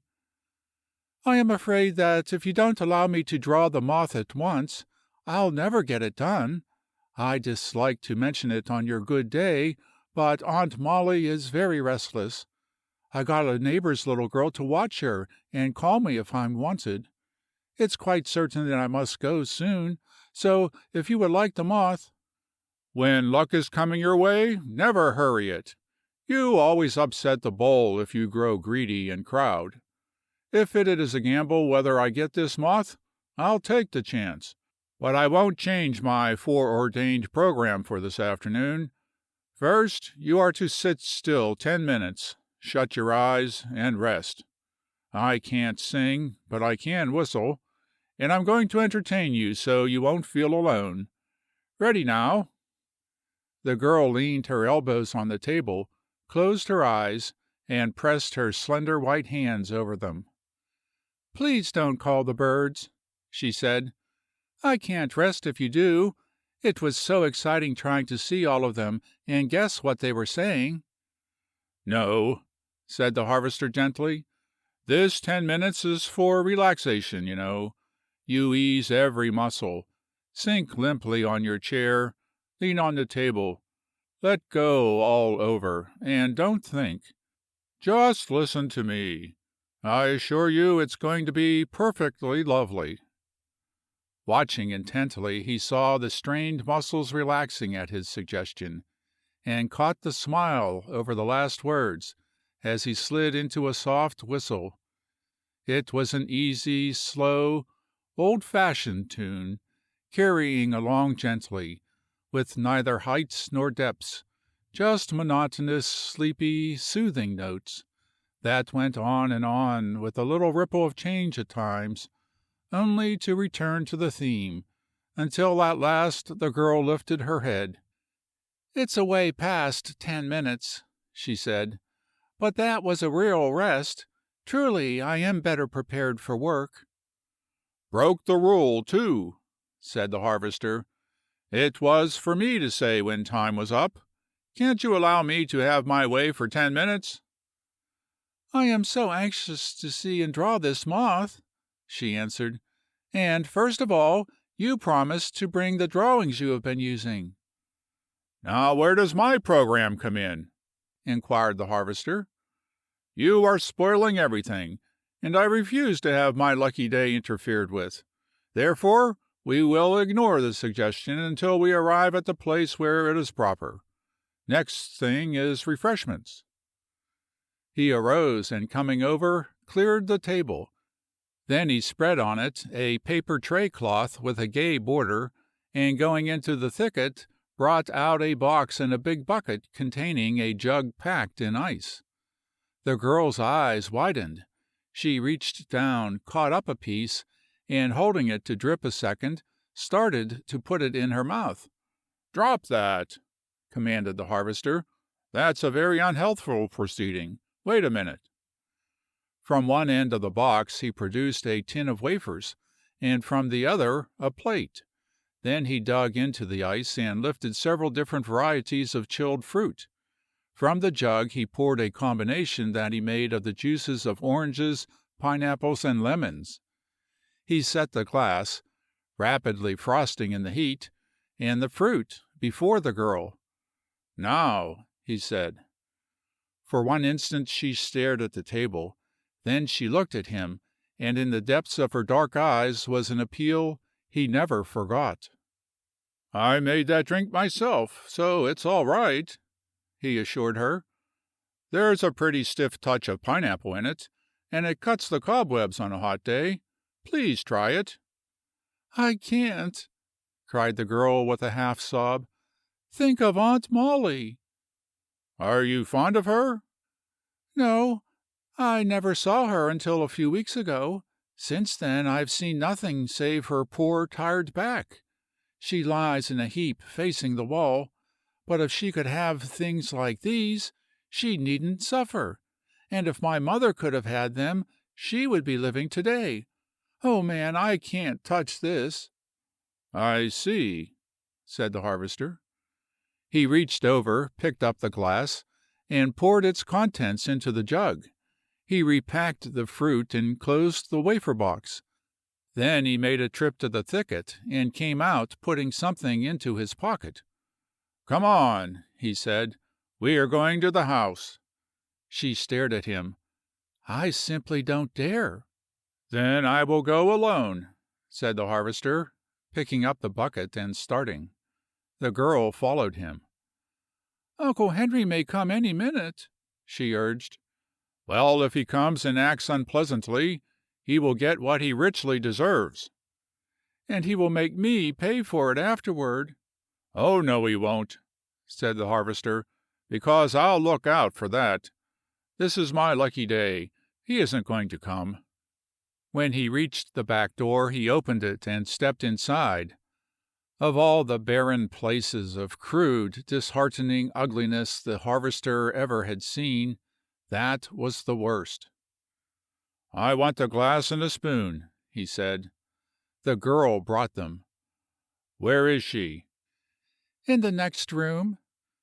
At the sound of their voices, a small girl came to the kitchen door. How do you do? Inquired the harvester. Is Mrs. Jameson asleep? I don't know, answered the child. She just lies there. The harvester gave her the glass. Please fill that with water, he said. Then he picked up the bucket and went into the front room. When the child came with the water, he took a bottle from his pocket, filled the spoon, and handed it to her. Hold that steadily, he said. Then he slid his strong hands under the light frame and turned the face of the faded little creature toward him. I am a medicine man, Mrs. Jameson, he said casually. I heard you were sick, and I came to see if a little of this stuff wouldn't brace you up. Open your lips. He held out the spoon, and the amazed woman swallowed the contents before she realized what she was doing. Then the harvester ran a hand under her shoulders, and lifting her gently, he tossed her pillow with the other hand. You are a light little body, just like my mother, he commented. Now I have something else sick people sometimes enjoy. He held the fruit juice to her lips, as he slightly raised her on the pillow. Her trembling fingers lifted and closed around the sparkling glass. Oh, it's cool, she gasped. It is, said the harvester, and sour. I think you can taste it. Try. She drank so greedily he drew away the glass and urged caution, but the shaking fingers clung to him, and the wavering voice begged for more. In a minute, said the harvester gently, but the fevered woman would not wait. She drank the cooling liquid until she could take no more. Then she watched him fill a small pitcher and pack it in a part of the ice and lay some fruit around it. Who, Ruth? She panted.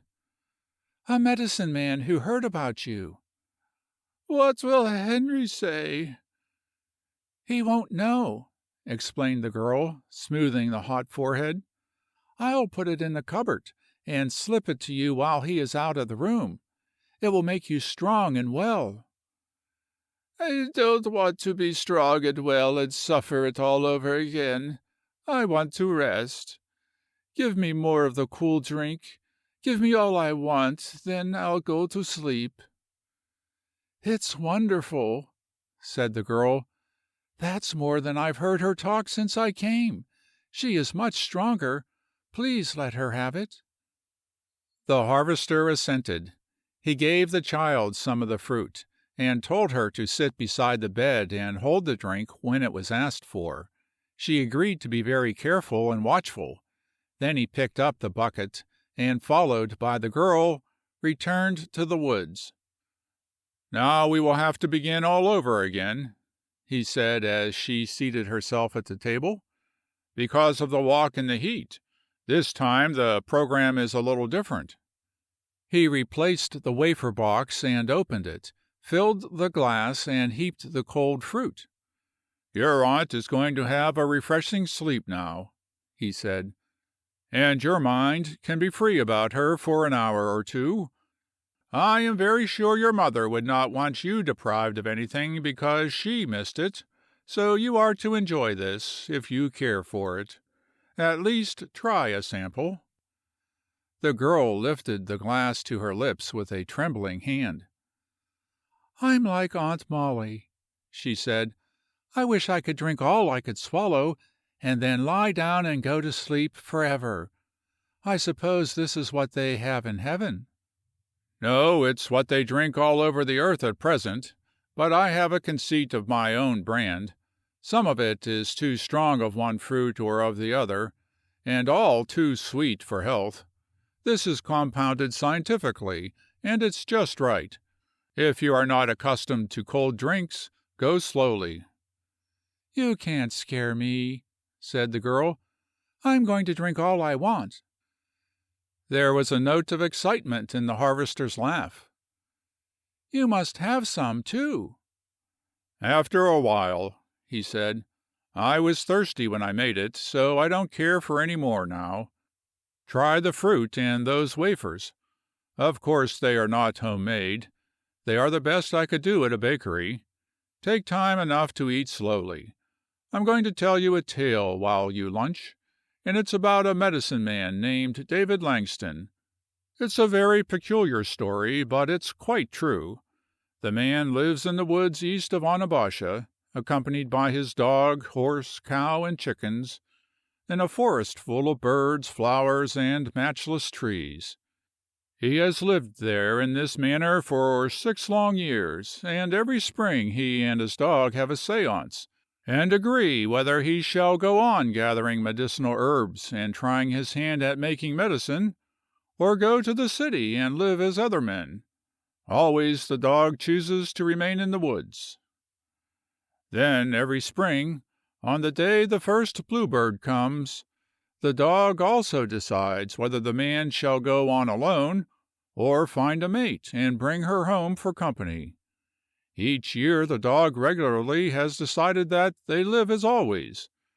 This spring, for some unforeseen reason, he changed his mind, and compelled the man, according to his vow in the beginning, to go courting.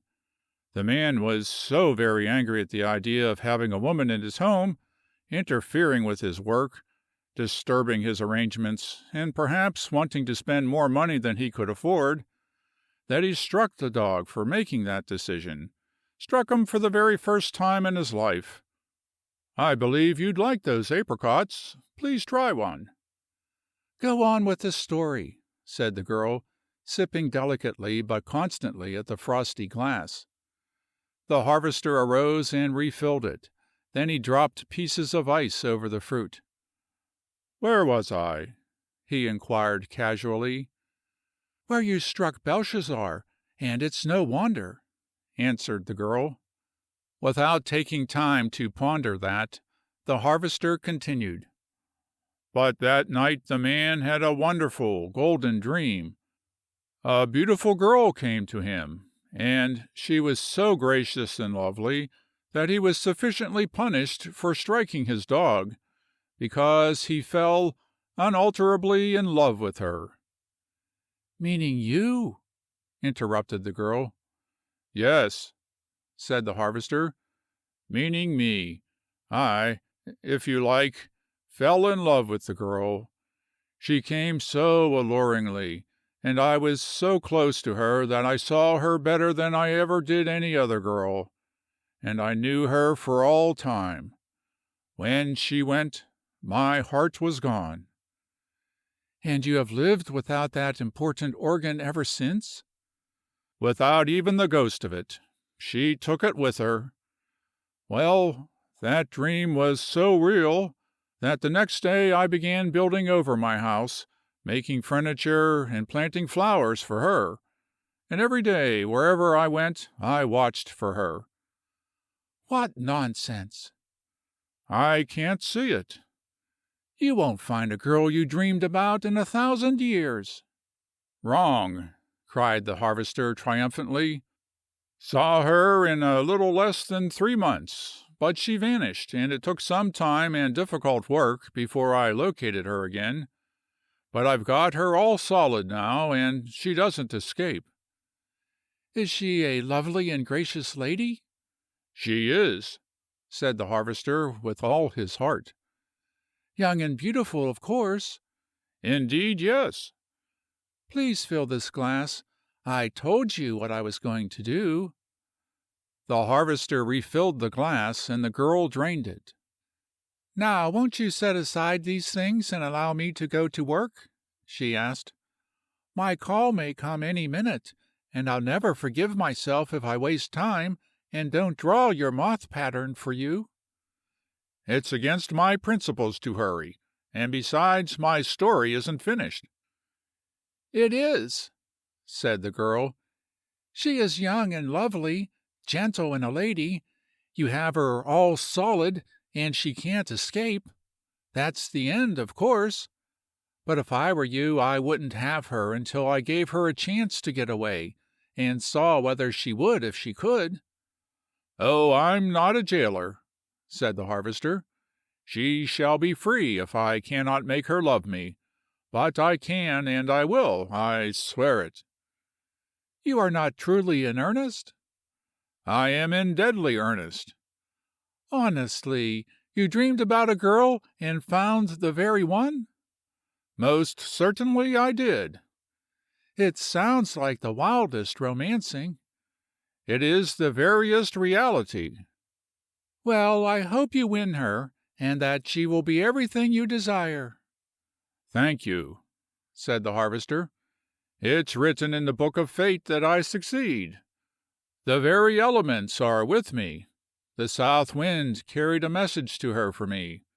I am going to marry her, but you could make it much easier for me if you would.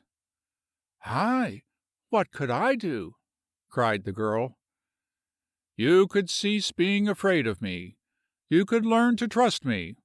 You could try to like me if you see anything likable about me. That would encourage me so that I could tell you of my dream girl, and then you could show me how to win her. A woman always knows about those things better than a man. You could be the greatest help in all the world to me, if only you would. I couldn't possibly. I can't leave here. I have no proper clothing to appear before another girl. She would be shocked at my white face. That I could help you is the most improbable dream you have had. You must pardon me if I differ from you, and persist in thinking that you can be of invaluable assistance to me if you will. But you can't influence my dream girl if you fear and distrust me yourself. Promise me that you will help me that much, anyway. I'll do all I can. I only want to make you see that I am in no position to grant any favors, no matter how much I owe you or how I'd like to. Is the candlestick you are carving for her? It is, said the harvester. I am making a pear of maple to stand on a dressing table I built for her. It is unusually beautiful wood, I think, and I hope she will be pleased with it. Please take these things away and let me begin. This is the only thing I can see that I can do for you, and the moth will want to fly before I have finished. The harvester cleared the table and placed the box, while the girl spread the paper and began work eagerly. I wonder if I knew there were such exquisite things in all the world, she said. I scarcely think I did. I am beginning to understand why you couldn't kill one. You could make a chair or a table, and so you feel free to destroy them. But it takes ages and almighty wisdom to evolve a creature like this, so you don't dare. I think no one else would if they really knew. Please talk while I work. Is there a particular subject you want discussed? Anything but her. If I think too strongly of her, I can't work so well." Your ginseng is almost dry, said the harvester. I think I can bring you the money in a few days. "So soon?" she cried. It dries day and night in an even temperature, and faster than you would believe. There's going to be between 7 and 8 pounds of it, when I make up what it has shrunk. It will go under the head of the finest wild roots. I can get 8 for it, sure. "Oh, what good news!" cried the girl. "This is my lucky day, too, and the little girl isn't coming, so Aunt Molly must be asleep. Everything goes right. If only Uncle Henry wouldn't come home." Let me fill your glass, proffered the harvester. "Just halfway, and set it where I can see it," said the girl. She worked with swift strokes, and there was a hint of color in her face as she looked at him. "I hope you won't think I'm greedy," she said, "but truly, that's the first thing I've had that I could taste in I can't remember when." I'll bring a barrel tomorrow, offered the harvester, and a big piece of ice wrapped in coffee sacking. "You mustn't think of such a thing. Ice is expensive, and so are fruits." Ice cost me the time required to saw and pack it at my home. I almost live on the fruit I raise. I confess to a fondness for this drink. I have no other personal expenses, unless you count in books, and a very few clothes, such as I'm wearing, so I surely can afford all the fruit juice I want. "For yourself, yes." Also for a couple of women, or I am a mighty poor attempt at a man," said the harvester. "This is my day, so you are not to talk, because it won't do any good. Things go my way." "Please see what you think of this," she said. The harvester arose and bent over her. "That will do finely," he answered. "You can stop. I don't require all those little details for carving. I just want a good outline. It is finished. See here." He drew some folded papers from his pocket and laid them before her. "Those are what I have been working from," he said. The girl took them and studied each carefully. "If those are worth $5 to you," she said gently, "why, then, I needn't hesitate to take as much for mine. They are superior." "I should say so," laughed the harvester as he took up the drawing and laid down the money. "If you would make it half that much, I'd feel better about it," she said. "How could I?" asked the harvester. "Your fingers are well trained and extremely skillful. Because someone has not been paying you enough for your work is no reason why I should keep it up. From now on, you must have what others get. As soon as you can arrange for work, I want to tell you about some designs I have studied out from different things, show you the plants and insects, and have you make some samples. I'll send them to proper places and see what experts say about the ideas in drawing.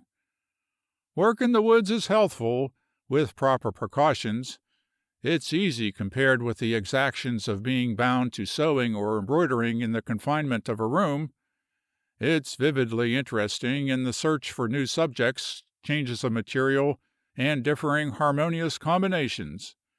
It's truly artistic, and it brings the prices high-grade stuff always does." "Almost you give me hope," said the girl. "Almost, man, almost. Since mother died, I haven't thought or planned beyond paying for the medicine she took and the shelter she lies in. Oh, I didn't mean to say that." She buried her face in her hands. The harvester suffered until he scarcely knew how to bear it. "Please finish," he begged. "You hadn't planned beyond the debt, you were saying." The girl lifted her tired, strained face. "Give me a little more of that delicious drink," she said. "I am ravenous for it. It puts new life in me. This, and what you say, bring a far-away, misty vision of a clean, bright, peaceful room somewhere, and work one could love and live on in comfort, enough to give a desire to finish life to its natural end. Oh, man, you make me hope in spite of myself." "Praise God from whom all blessings flow," quoted the harvester reverently. "Now try one of these peaches. It's juicy and cold. Get that room right in focus in your brain, and nurture the idea. Its walls shall be bright as sunshine, its floor creamy white, and it shall open into a little garden, where only yellow flowers grow, and the birds shall sing. The first ray of sun that peeps over the hills of morning shall fall through its windows across your bed, and you shall work only as you please, after you've had months of play and rest. And it's coming true the instant you can leave here. Dream of it, make up your mind to it, because it's coming. I have a little streak of second sight, and I see it on the way." "You are talking wildly," said the girl, "else you are a good genie trying to conjure a room for me." "This room I am talking of is ready whenever you want to take possession," said the harvester. "Accept it as a reality, because I tell you I know where it is, that it is waiting, and you can earn your way into it with no obligation to anyone." The girl stretched out her right hand and slowly turned and opened and closed it. Then she glanced at the harvester with a weary smile. "From somewhere I feel a glimmering of the spirit, but oh, dear Lord, the flesh is weak," she said. "That's where nourishing foods, appetizing drinks, plenty of pure fresh air, and good water come in. Now we have talked enough for one day, and worked too much. The fruit and drink go on with you. I will carry it to the house, and you can hide it in your room. I am going to put a bottle of tonic on top that the best surgeon in the state gave me for you. Try to eat something strengthening, and then take a spoonful of this, and use all the fruit you want. I'll bring more tomorrow and put it here, with plenty of ice. Now suppose you let the moth go free," he suggested to avoid objections. "You must take my word for it, that it is perfectly harmless, lacking either sting or bite, and hold your hand before it, so that it will climb on your fingers. Then stand where a ray of sunshine falls, and in a few minutes it will go out to live its life." The girl hesitated a second, as she studied the clean-cut, interested face of the man. Then she held out her hand, and he urged the moth to climb on her fingers. She stepped where a ray of strong light fell on the forest floor, and held the moth in it. The brightness also touched her transparent hand, and white face, and the gleaming black hair. The harvester choked down a rising surge of desire for her, and took a new grip on himself. "Oh!" she cried breathlessly, as the clinging feet suddenly loosened, and the Luna slowly flew away among the trees. She turned on the harvester. "You teach me wonders," she cried. "You give life different meanings. You are not as other men." "If that be true, it is because I am of the woods.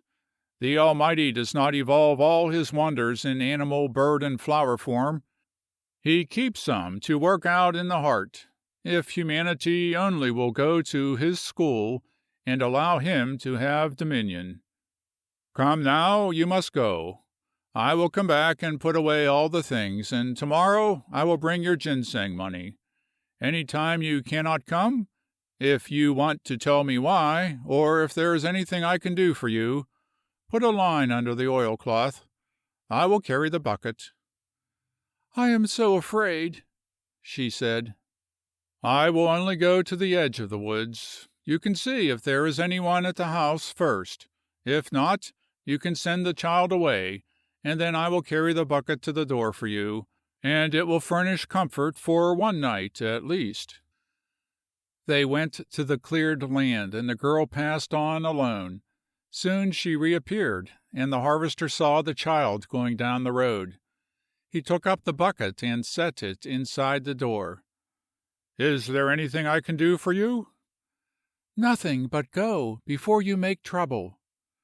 "Will you hide that stuff and walk back as far as the woods with me? There is something more I want to say to you." The girl staggered under the heavy load, and the man turned his head and tried to pretend he did not see. Presently she came out to him, and they returned to the line of the woods. Just as they entered the shade, there was a flash before them, and on a twig a few rods away a little gray bird alighted, while in precipitate pursuit came a flaming wonder of red, and in a burst of excited trills, broken whistles, and imploring gestures, perched beside her. The harvester hastily drew the girl behind some bushes. "Watch," he whispered. "You are going to see a sight so lovely and so rare it is vouchsafed to few mortals ever to behold." "What are they fighting about?" she whispered. "You are witnessing a cardinal bird declare his love," breathed the harvester. "Do cardinals love different birds?" "No, the female is gray, because if she is colored the same as the trees and branches and her nest, she will have more chance to bring off her young in safety. He is blood red, because he is the bravest, gayest, most ardent lover of the whole woods," explained the harvester. The girl leaned forward, breathlessly watching, and a slow surge of color crept into her cheeks. The red bird twisted, whistled, rocked, tilted, and trilled, and the gray sat demurely watching him, as if only half convinced he really meant it. The gay lover began at the beginning, and said it all over again with more impassioned gestures than before, and then he edged in touch, and softly stroked her wing with his beak. She appeared startled, but did not fly. So again the fountain of half-whistled, half-trilled notes bubbled with the acme of pleading intonation, and that time he leaned and softly kissed her as she reached her bill for the caress. Then she fled in headlong flight, while the streak of flame darted after her. The girl caught her breath in a swift spasm of surprise and wonder. She turned to the harvester. "What was it you wanted to say to me?" she asked hurriedly. The harvester was not the man to miss the goods the gods provided. Truly this was his lucky day. Unhesitatingly he took the plunge. "Precisely what he said to her, and if you observed closely, you noticed that she didn't ask him why." Before she could open her lips, he was gone, his swift strides carrying him through the woods. End of section 11.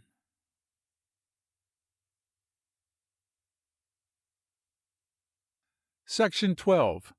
The Way of a Man with a Maid. Part 1. The next day the harvester lifted the oilcloth, and picking up a folded note, he read, "Aunt Molly found rest in the night. She was more comfortable than she had been since I've known her. Close the end, she whispered to me to thank you if I ever saw you again. She will be buried tomorrow. Past that, I dare not think." The harvester sat on the log and studied the lines. She would not come that day or the next. After a long time he put the note in his pocket, wrote an answer telling her he had been there, and would come on the following day on the chance of her wanting anything he could do, and the next he would bring the ginseng money, so she must be sure to meet him. Then he went back to the wagon, turned Betsy, and drove around the Jameson land, watching closely. There were several vehicles in the barn lot, and a couple of men sitting under the trees of the dooryard. Faded bedding hung on the line, and women moved through the rooms, but he could not see the girl. Slowly he drove on until he came to the first house, and there he stopped and went in. He saw the child of the previous day, and as she came forward, her mother appeared in the doorway. The harvester explained who he was, and that he was examining the woods in search of some almost extinct herbs he needed in his business. Then he told of having been at the adjoining farm the day before, and mentioned the sick woman. He added that later she had died. He casually mentioned that a young woman there seemed pale and ill, and wondered if the neighbors would see her through. He suggested that the place appeared as if the owner did not take much interest, and when the woman finished with Henry Jameson, he said how very important it seemed to him that some good, kind-hearted soul should go and mother the poor girl, and the woman thought she was the very person. Without knowing exactly how he did it, the harvester left with her promise to remain with the girl the coming 2 nights. The woman had her hands full of strange and delicious fruit, without understanding why it had been given to her, or why she had made those promises. She thought the harvester a remarkably fine young man to take such an interest in strangers, and she told him he was welcome to anything he could find on her place that would help with his medicines. The harvester just happened to be coming from the woods as the woman, freshly dressed, left the house, so he took her in the wagon and drove back to the Jameson place, because he was going that way. Then he returned to Medicine Woods and worked with all his might. First he polished floors, cleaned windows, and arranged the rooms as best he could inside the cabin. Then he gave a finishing touch to everything outside. He could not have told why he did it, but he thought it was because there was hope that now the girl would come to Onabasha. If he found opportunity to bring her to the city, he hoped that possibly he might drive home with her and show Medicine Woods. So everything must be in order. Then he worked with flying fingers in the dry house, putting up her ginseng for market, and never was weight so liberal. The next morning he drove early to Onabasha, and came home with a loaded wagon, the contents of which he scattered through the cabin where it seemed most suitable, but the greater part of it was for her. He glanced at the bare floors and walls of the other rooms, and thought of trying to improve them, but he was afraid of not getting the right things. "I don't know much about what is needed here," he said, "but I am perfectly safe in buying anything a girl ever used." Then he returned to the city, explained the situation to the doctor, and selected the room he wanted in case the girl could be persuaded to come to the hospital. After that he went to see the doctor's wife, and made arrangements for her to be ready for a guest, because there was a possibility he might want to call for help. He had another jug of fruit juice, and all the delicacies he could think of, also a big cake of ice, when he reached the woods. There were only a few words for him. "I will come tomorrow at 2, if at all possible. If not, keep the money until I can." There was nothing to do except to place his offering under the oilcloth and wait. But he simply was compelled to add a line to say he would be there, and to express the hope that she was comfortable as possible and thinking of the Sunshine Room. Then he returned to Medicine Woods to wait, and found that possible only by working to exhaustion. There were many things he could do, and one after another he finished them, until completely worn out, and then he slept a deep sleep of weariness. At noon the next day he bathed, shaved, and dressed in fresh, clean clothing. He stopped in Onabasha for more fruit, and drove to the Jameson Woods. He was waiting and watching the usual path the girl followed, when her steps sounded on the other side. The harvester arose and turned. Her pallor was alarming. She stepped on the rug he had spread, and sank almost breathless to the chair. "Why do you come a new way that fills you with fear?" asked the harvester. It seems as if Uncle Henry is watching me every minute, and I didn't dare come where he could see. I must not remain a second. You must take these things away and go at once. He is dreadful." "So am I," said the harvester, "when affairs go too everlastingly wrong. I am not afraid of any man living. What are you planning to do?" "I want to ask you, are you sure about the prices of my drawing and the ginseng?" "Absolutely," said the harvester. "As for the ginseng, it went in fresh and early, best wild roots, and it brought 8 a pound. There were 8 pounds when I made up weight, and here is your money." He handed her a long envelope addressed to her. "What is the amount?" she asked. $64. "I can't believe it." "You have it in your fingers."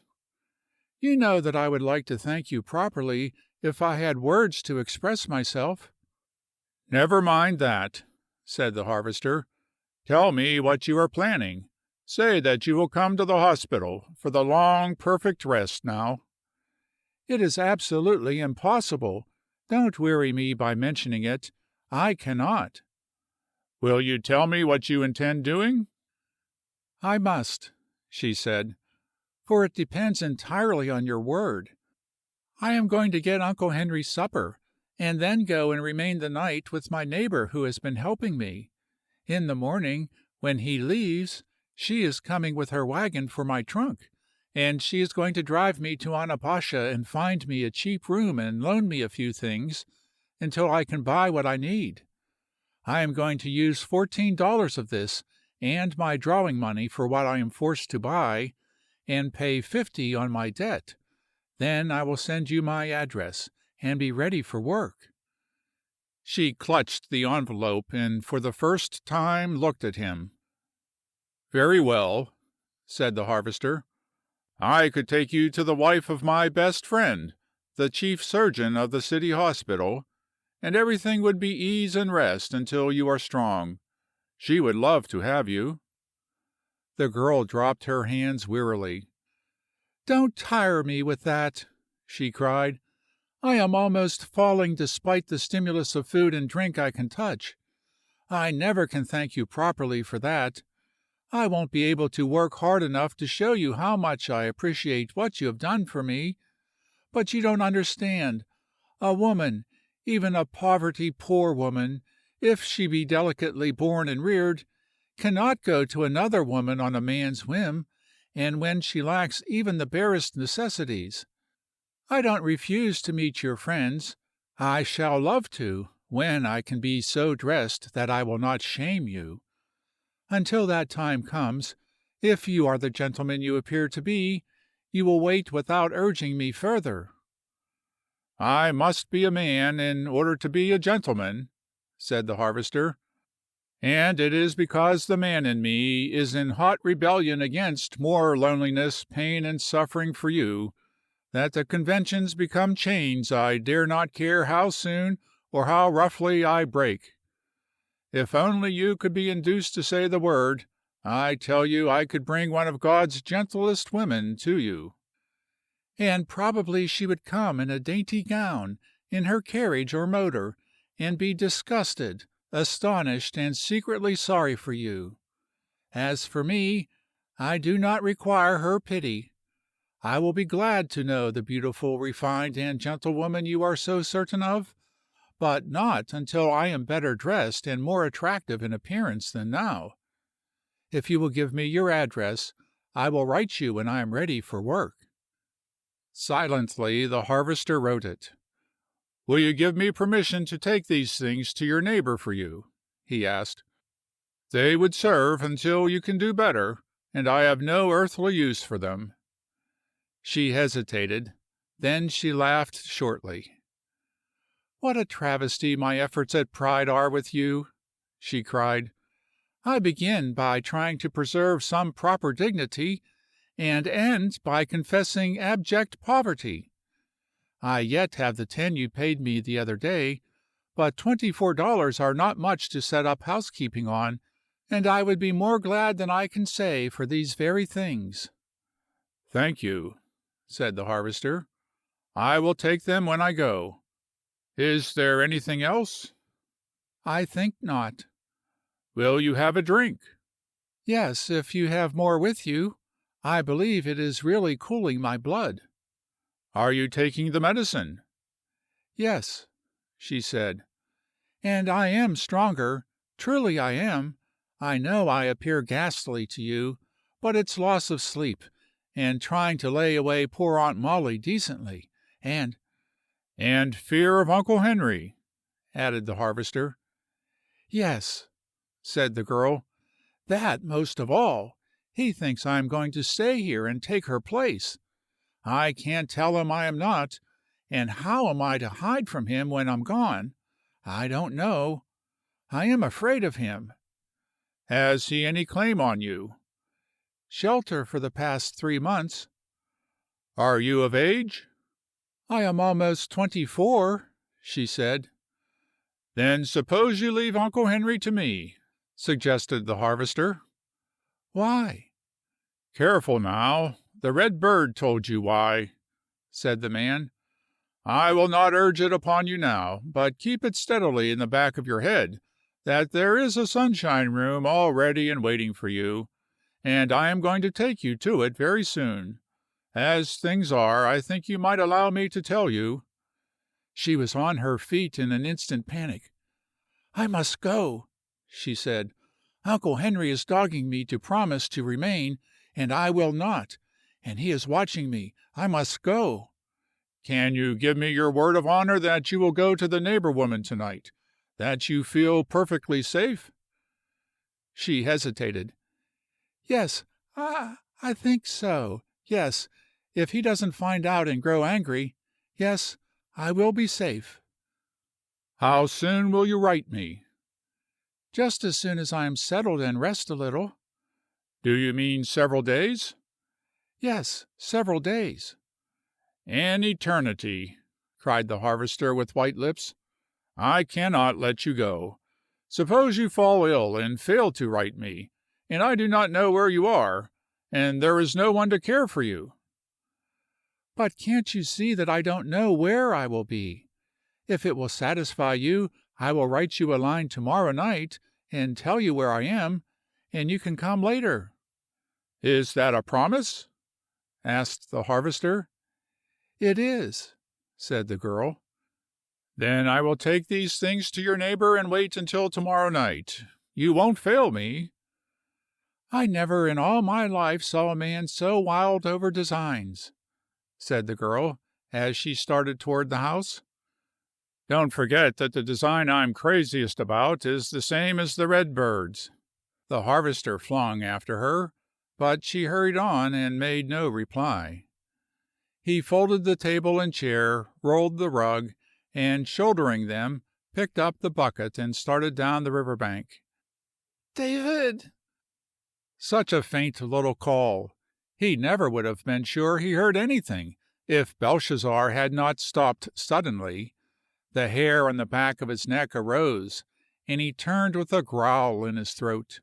The harvester dropped his load with a crash, and ran in leaping bounds, but the dog was before him. Halfway to the house, Ruth Jameson swayed in the grip of her uncle. One hand clutched his coat front in a spasmodic grasp, and with the other she covered her face. The roar the harvester sent up stayed the big lifted fist, and the dog leaped for a throat hold, and compelled the man to defend himself. The harvester never knew how he covered the space until he stood between them, and saw the girl draw back and snatch together the front of her dress. "He took it from me," she panted. "Make him, oh, make him give back my money." Then for a few seconds things happened too rapidly to record. Once the harvester tossed a torn envelope exposing money to the girl, and again a revolver, and then both men, panting and disheveled, were on their feet. "Count your money, Ruth," said the harvester in a voice of deadly quiet. "It is all here," said she. "Her money?" cried Henry Jameson. "My money. She's been stealing the price of my cattle from my pockets. I thought I was short several times lately." "You are lying," said the harvester deliberately. "It is her money. I just paid it to her. You were trying to take it from her, not the other way." "Oh, she is in your pay," leered the man. "If you say an insulting word, I think very probably I will finish you," said the harvester. "I can, with my naked hands, and all your neighbors will say it is a good job. You have felt my grip. I warn you." "How does my niece come to be taking money from you?" "You have forfeited all right to know. Ruth, you cannot remain here. You must come with me. I will take you to Onabasha and find you a room." A horrible laugh broke from the man. "So that is the end of my saintly niece," he said. "Remember," cried the harvester, advancing a step. "Ruth, will you go to the rest I suggested for you?" "I cannot." "Will you go to Dr. Carey's wife?" "Impossible." "Will you marry me and go to the shelter of my home with me?" Wild-eyed, she stared at him. "Why?" "Because I love you and want life made easier for you above anything else on earth." "But your dream girl." "You are the dream girl. I thought the red bird told you for me. I didn't know it would be a shock. I believed I had made you understand." By that time she was shaking with a nervous chill, and the sight unmanned the harvester. "Come with me," he urged. "We will decide what you want to do on the way. Only come, I beg you." "First it was marry, now it's decide later," broke in Henry Jameson, crazed with anger. "Move a step and I'll strike you down. I'd better than see you disgraced." The harvester advanced, and Jameson stepped back. "Ruth," said the harvester, "I know how impossible this seems. It is giving you no chance at all. I had intended, when I found you, to court you tenderly as girl ever was wooed before. Come with me, and I'll do it yet. The new home was built for you. The sunshine room is ready and waiting for you. There is pure air, fresh water, nothing but rest and comfort. I'll nurse you back to health and strength, and you shall be courted until you can come to me of your own accord." "Impossible!" cried the girl. "Only if you make it so. If you will come now, we can be married in a few hours, and you can be safe in your own home. I realize now that this is unexpected and shocking to you, but if you will come with me and allow me to restore you to health and strength, and if, say, in a year, you are convinced that you do not love me, I will set you free.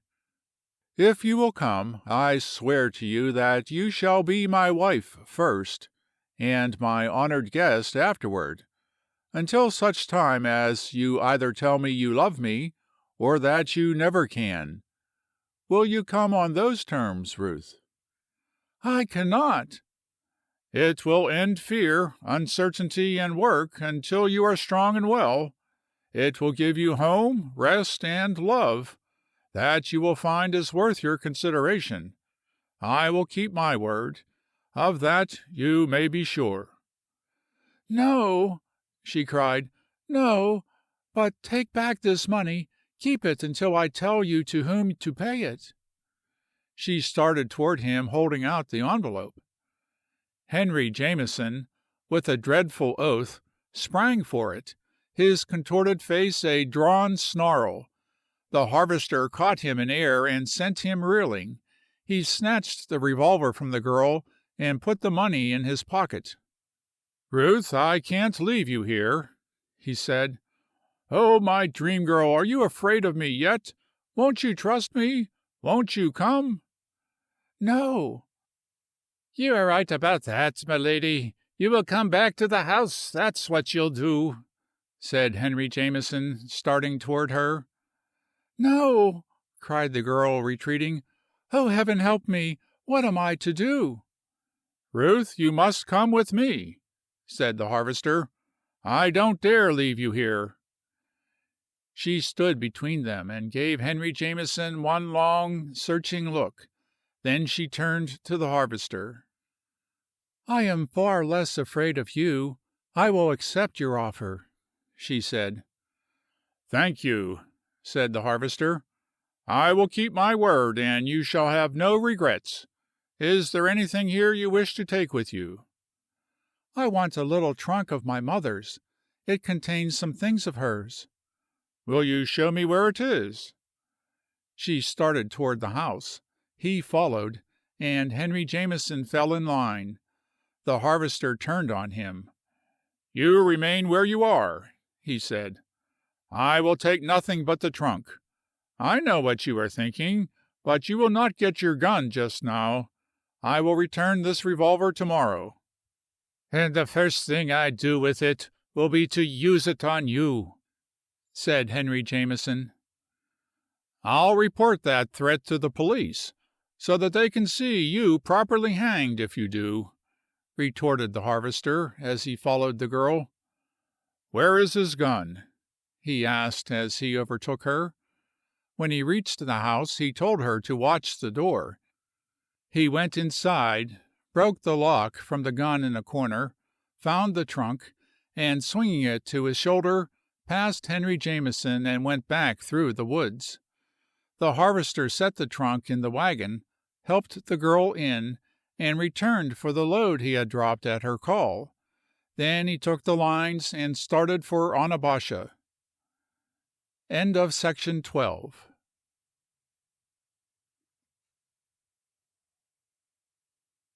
Section 13. The Way of a Man with a Maid, Part 2. The girl beside him was almost fainting. He stopped to give her a drink and tried to encourage her. "Brace up the best you can, Ruth," he said. "You must go with me for a license. That is the law. Afterward, I'll make it just as easy for you as possible. I will do everything, and in a few hours you will be comfortable in your room. You brave girl, this must come out right. You have suffered more than your share. I will have peace for you the remainder of the way." She lifted shaking hands and tried to arrange her hair and dress. As they neared the city she spoke. "What will they ask me?" "I don't know, but I am sure the law requires you to appear in person now. I can take you somewhere and find out first." "That will take time. I want to reach my room. What would you think?" "If you are of age, where you were born, if you are a native of this country, what your father and mother died of, how old they were, and such questions as that. I'll help you all I can. You know those things, don't you?" "Yes, but I must tell you—" "I don't want to be told anything," said the harvester. "Save your strength. All I want to know is any way in which I can make this easier for you. Nothing else matters. I will tell you what I think. If you have any objections, make them. I will drive to the bank and get a draft for what you owe, and have that off your mind. Then we will get the license. After that I'll take you to the side door, slip you in the elevator and to the fitting room of a store where I know the manager, and you shall have some pretty clothing while I arrange for a minister, and I'll come for you with a carriage. That isn't the kind of wedding you or any other girl should have, but there are times when a man only can do his best. You will help me as much as you can, won't you?" "Anything you choose. It doesn't matter. Only be quick as possible."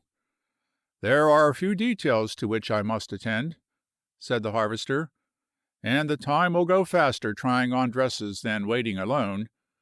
When you are properly clothed you will feel better. What did you say the amount you owe is?" "You may get a draft for $50. I will pay the remainder when I earn it." Ruth, won't you give me the pleasure of taking you home free from worry about that debt? I am not going to worry. I am going to work and pay it. Very well, said the harvester. This is the bank. We will stop here. They went in, and he handed her a slip of paper. Write the name and address on that, he said. As the slip was returned to him, without a glance he folded it and slid it under a wicket. Write a draft for $50 payable to that party, and send to that address from Miss Ruth Jameson, he said. Then he turned to her. That is over. See how easy it is? Now we will go to the courthouse. It is very close. Try not to think. Just move and speak. Hello, Langston, said the clerk. What can we do for you here? Show this girl every consideration, whispered the harvester as he advanced. I want a marriage license in your best time. I will answer first. With the document in his possession, they went to the store he designated, where he found the girl a chair in the fitting room, while he went to see the manager. I want one of your most sensible and accommodating clerks, said the harvester, and I would like a few words with her.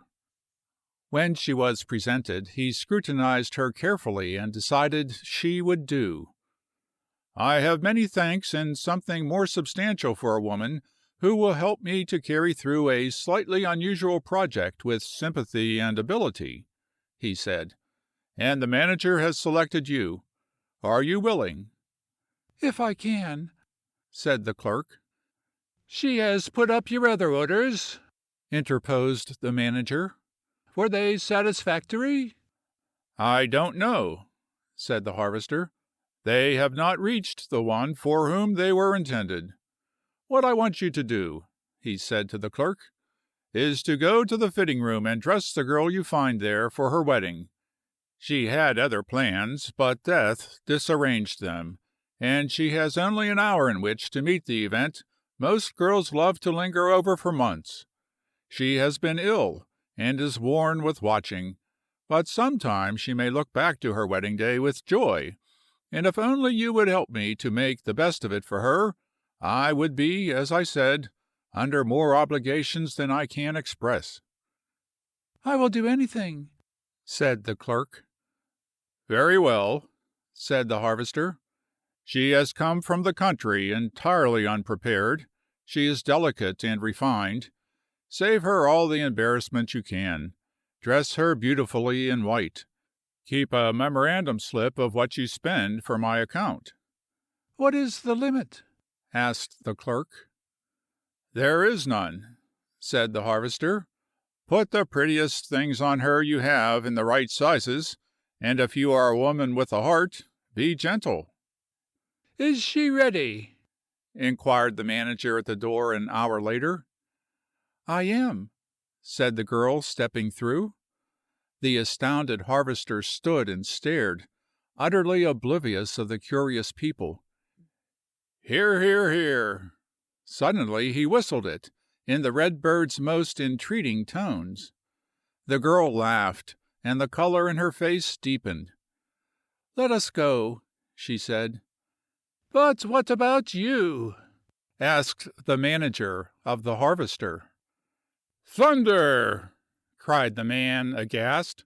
I was so busy getting everything else ready, I forgot all about myself. I can't stand before a minister beside her, can I? Well, I should say not, said the manager. Indeed, yes, said the girl. I never saw you in any other clothing. You would be a stranger of whom I'd be afraid.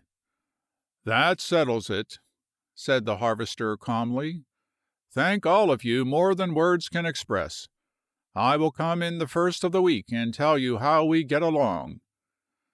Then they went to the carriage and started for the residence of a minister. Ruth, you are my dream girl to the tips of your eyelashes, said the harvester. I almost wish you were not. It wouldn't keep me thinking so much of the remainder of that dream. You are the loveliest sight I ever saw. Do I really appear well? asked the girl, hungry for appreciation. "Indeed you do," said the harvester. "I never could have guessed that such a miracle could be wrought. And you don't seem tired. Were they good to you?" "Wonderfully. I did not know there was kindness like that in all the world for a stranger. I did not feel lost or embarrassed, except the first few seconds when I didn't know what to do. Oh, I thank you for this. You were right. Whatever comes in life, I always shall love to remember that I was daintily dressed and appeared as well as I could when I was married. But I must tell you I am not real. They did everything on earth to me, 3 of them working at a time. I feel an increase of self-respect in some way. David, I do appear better?" When she said David, the harvester looked out of the window and gulped down his delight. He leaned toward her. "Shut your eyes and imagine you see the red bird," he said. "In my soul, I am saying to you again and again just what he sang. You are wonderfully beautiful, Ruth, and more than wonderfully sweet. Will you answer me a question?" "If I can." "I love you with all my heart. Will you marry me?" "I said I would." "Then we are engaged, aren't we?" "Yes." "Please remove the glove from your left hand. I want to put on your ring. This will have to be a very short engagement, but no one save ourselves need know." "David, that isn't necessary." "I have it here, and believe me, Ruth, it will help in a few minutes. And all your life you will be glad. It is a precious symbol that has meaning. This wedding won't be hurt by putting all the sacredness into it we can. Please, Ruth." "On one condition." "What is it?" "That you will accept and wear my mother's wedding ring in exchange," she said. "It is all I have." "Ruth, do you really wish that?" "I do." "I am more than pleased, and I can tell you. May I have it now?" She took off her glove, and the harvester held her hand closely a second, then lifted it to his lips, passionately kissed it, and slipped on a ring, the setting a big lustrous pearl. "I looked at some others," he said, "but nothing got a second glance save this. They knew you were coming down the ages, and so they got the pearls ready. How beautiful it is on your hand! Put on the glove and wear that ring as if you had owned it for a long, happy year of betrothal every girl should have. You can start yours today, and if by this time next year I have not won you to my heart and arms, I'm no man and not worthy of you. Ruth, you will try just a little to love me, won't you?" "I will try with all my heart," she said instantly. "Thank you. I am perfectly happy with that. I never expected to marry you before a year, anyway. All the difference will be the blessed fact that, instead of coming to see you somewhere else, I now can have you in my care, and court you every minute. You might as well make up your mind to capitulate soon. It's on the books that you do." "If an instant ever comes when I realize that I love you, I will come straight and tell you. Believe me, I will." "Thank you," said the harvester. "This is going to be quite a proper wedding after all. Here is the place. It will be over soon, and you on the home way. Lord, Ruth!" The girl smiled at him as he opened the carriage door, helped her up the steps, and rang the bell. "Be brave now," he whispered. "Don't lose your lovely color. These people will be as kind as they were at the store." The minister was gentle and wasted no time. His wife and daughter, who appeared for witnesses, kissed Ruth and congratulated her. She and the harvester stood, took the vows, exchanged rings, and returned to the carriage, a man and his wife by the laws of man. "Drive to Seaton's Cafe," the harvester said. "Oh, David, let us go home." "This is so good I hate to stop it for something you may not like so well. I ordered lunch, and if we don't eat it, I will have to pay for it anyway. You wouldn't want me to be extravagant, would you?" "No," said the girl. "And besides, since you mention it, I believe I am hungry." "Good!" cried the harvester. "I hope so. Ruth, you wouldn't allow me to hold your hand just until we reach the cafe? It might save me from bursting with joy." "Yes," she said, "but I must take off my lovely gloves first. I want to keep them forever." "I'd hate the glove being removed dreadfully," said the harvester, his eyes dancing and snapping. "I'm sorry I am so thin and shaky," said the girl. "I will be steady and plump soon, won't I?" "On your life you will," said the harvester, taking the hand gently. Now, there are a number of things a man deeply in love can think of to do with a woman's white hand. He can stroke it, press it tenderly, and lay it against his lips and his heart. The harvester lacked experience in these arts, and yet by some wonderful instinct all of these things occurred to him. There was real color in the girl's cheeks by the time he helped her into the cafe. They were guided to a small room, cool and restful, close a window, beside which grew a tree covered with talking leaves. A waiting attendant, who seemed perfectly adept, brought in steaming bouillon, fragrant tea, broiled chicken, properly cooked vegetables, a wonderful salad, and then delicious ices and cold fruit. The happy harvester leaned back and watched the girl daintily manage almost as much food as he wanted to see her eat. When they had finished, "Now we are going home," he said. "Will you try to like it, Ruth?" "Indeed I will," she promised. "As soon as I grow accustomed to the dreadful stillness, and learn what things will not bite me, I'll be better." "I'll have to ask you to wait a minute," he said. "One thing I forgot. I must hire a man to take Betsy home." "Aren't you going to drive her yourself?" "No, ma'am. We're going in a carriage or a motor," said the harvester. "Indeed we are not," contradicted the girl. "You have had this all your way so far. I am going home behind Betsy, with Belshazzar at my knee." "But your dress. People will think I am crazy to put a lovely woman like you in a spring wagon." "Let them," said the girl placidly. "Why should we bother about other people? I am going with Betsy and Belshazzar." The harvester had been thinking that he adored her, that it was impossible to love her more, but every minute was proving to him that he was capable of feeling so profound it startled him. To carry the girl, his bride, through the valley and up the hill in the little spring wagon drawn by Betsy, that would have been his ideal way. But he had supposed that she would be afraid of soiling her dress, and embarrassed to ride in such a conveyance. Instead, it was her choice.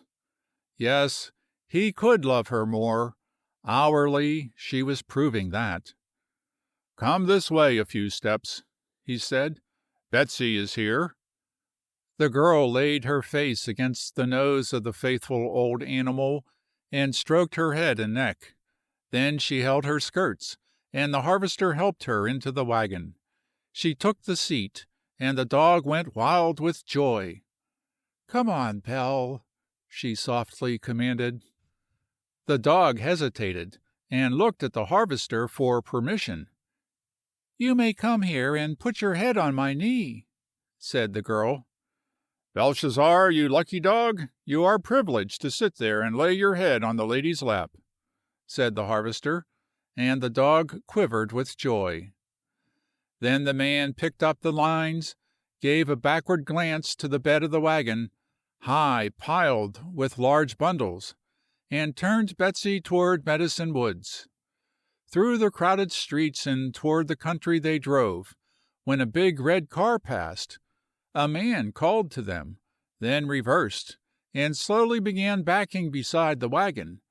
The harvester stopped. "That is my best friend, Dr. Carey, of the hospital, Ruth," he said hastily. "May I tell him? And will you shake hands with him?" "Certainly," said the girl. "Is it really you, David?" The doctor peered with gleaming eyes from under the car top. "Really?"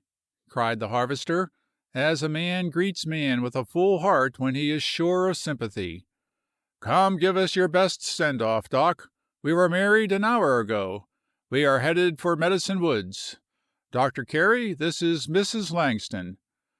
"Mighty glad to know you," cried the doctor, reaching a happy hand. The girl met it cordially, while she smiled on him. "How did this happen?" demanded the doctor. "Why didn't you let us know? This is hardly fair of you, David. You might have let me and the missus share with you." "That is to be explained," said the harvester. "It was decided on very suddenly, and rather sadly, on account of the death of Mrs. Jameson. I forced Ruth to marry me and come with me. I grow rather frightened when I think of it, but it was the only way I knew. She absolutely refused my other plans. You see before you a wild man carrying away a woman to his cave."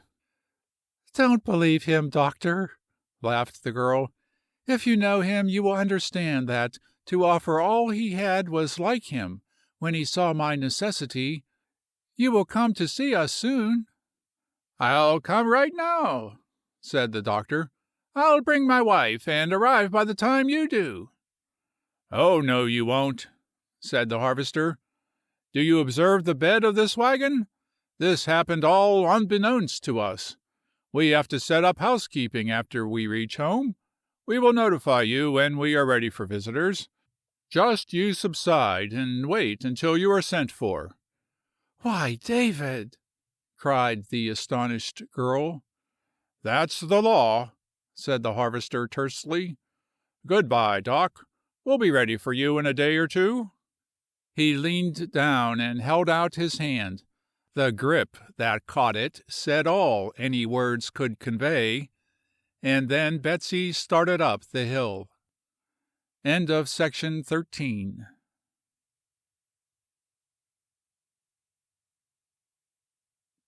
Section 14. When the Dream Came True.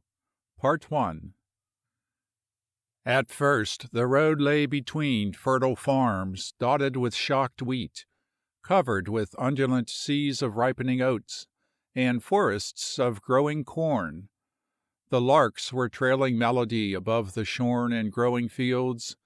The quail were ingathering beside the fences, and from the forests on graceful wings slipped the nighthawks and sailed and soared, dropping so low that the half-moons formed by the white spots on their spread wings showed plainly.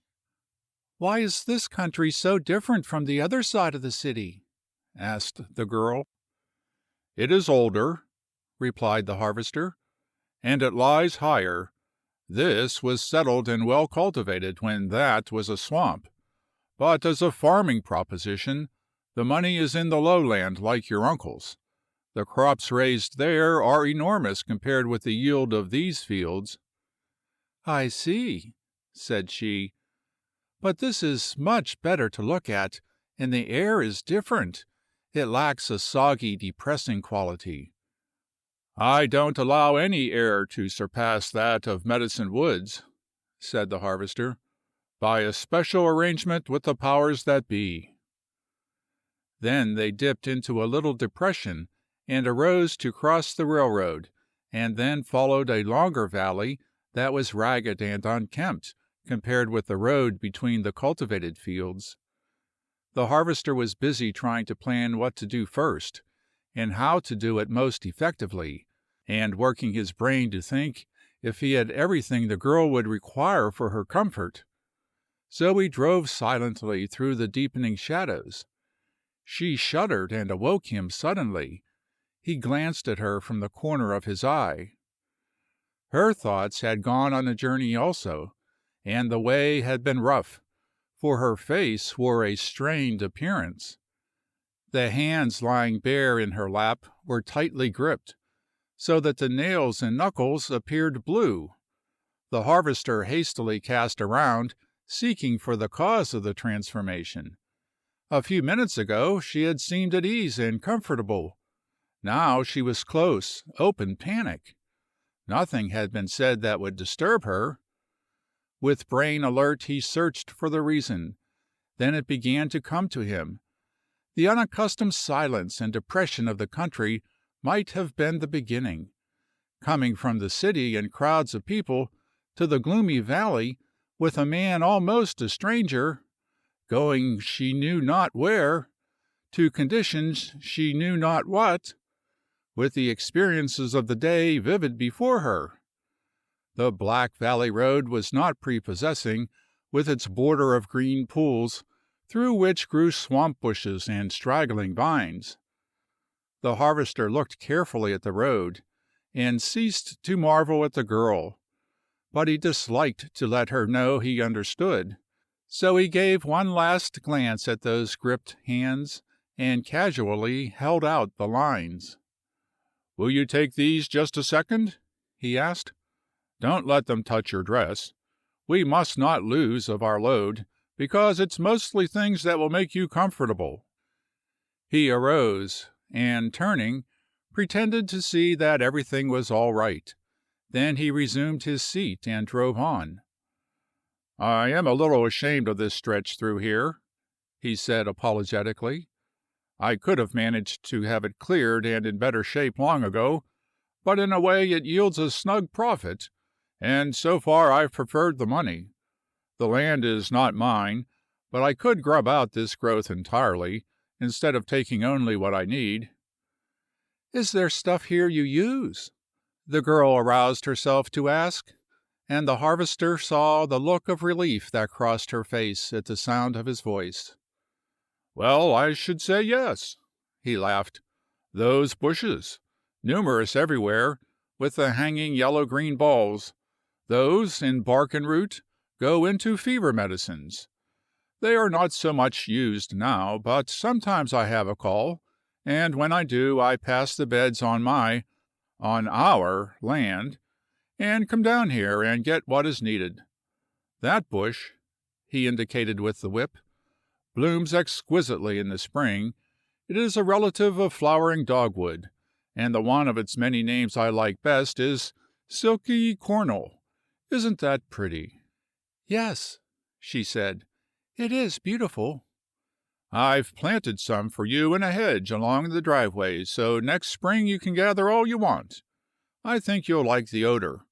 The bark brings more than true dogwood.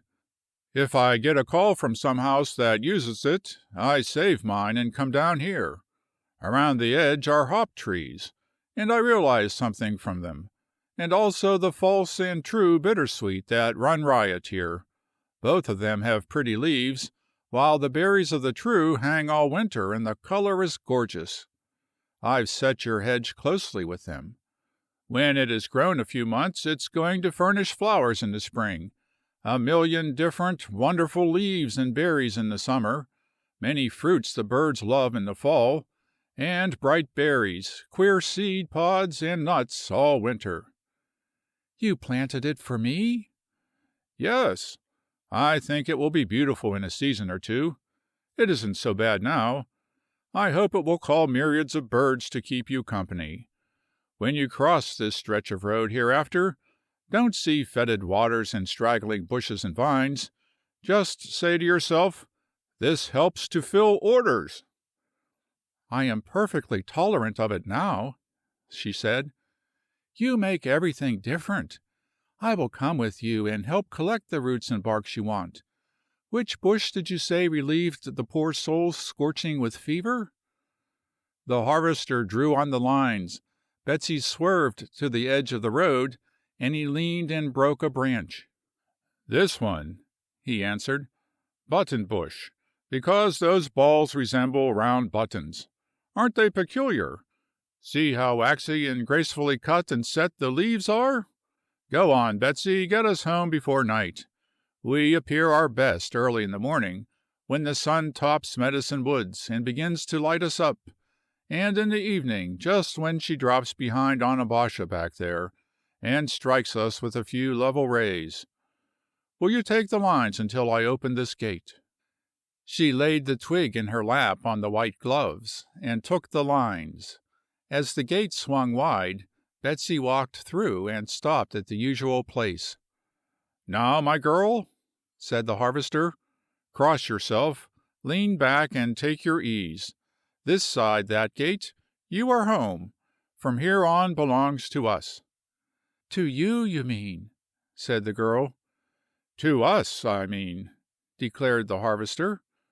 "Don't you know that the worldly goods bestowal clause in a marriage ceremony is a partial reality?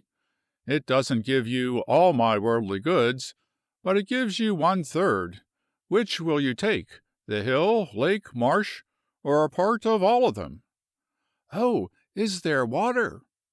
"Did I forget to mention that I was formerly sole owner and proprietor of the Lake of Lost Loons, also a brook of singing water, and many cold springs? The lake covers about 1/3 of our land, and my neighbors would allow me ditch outlet to the river, but they say I'm too lazy to take it." "Lazy?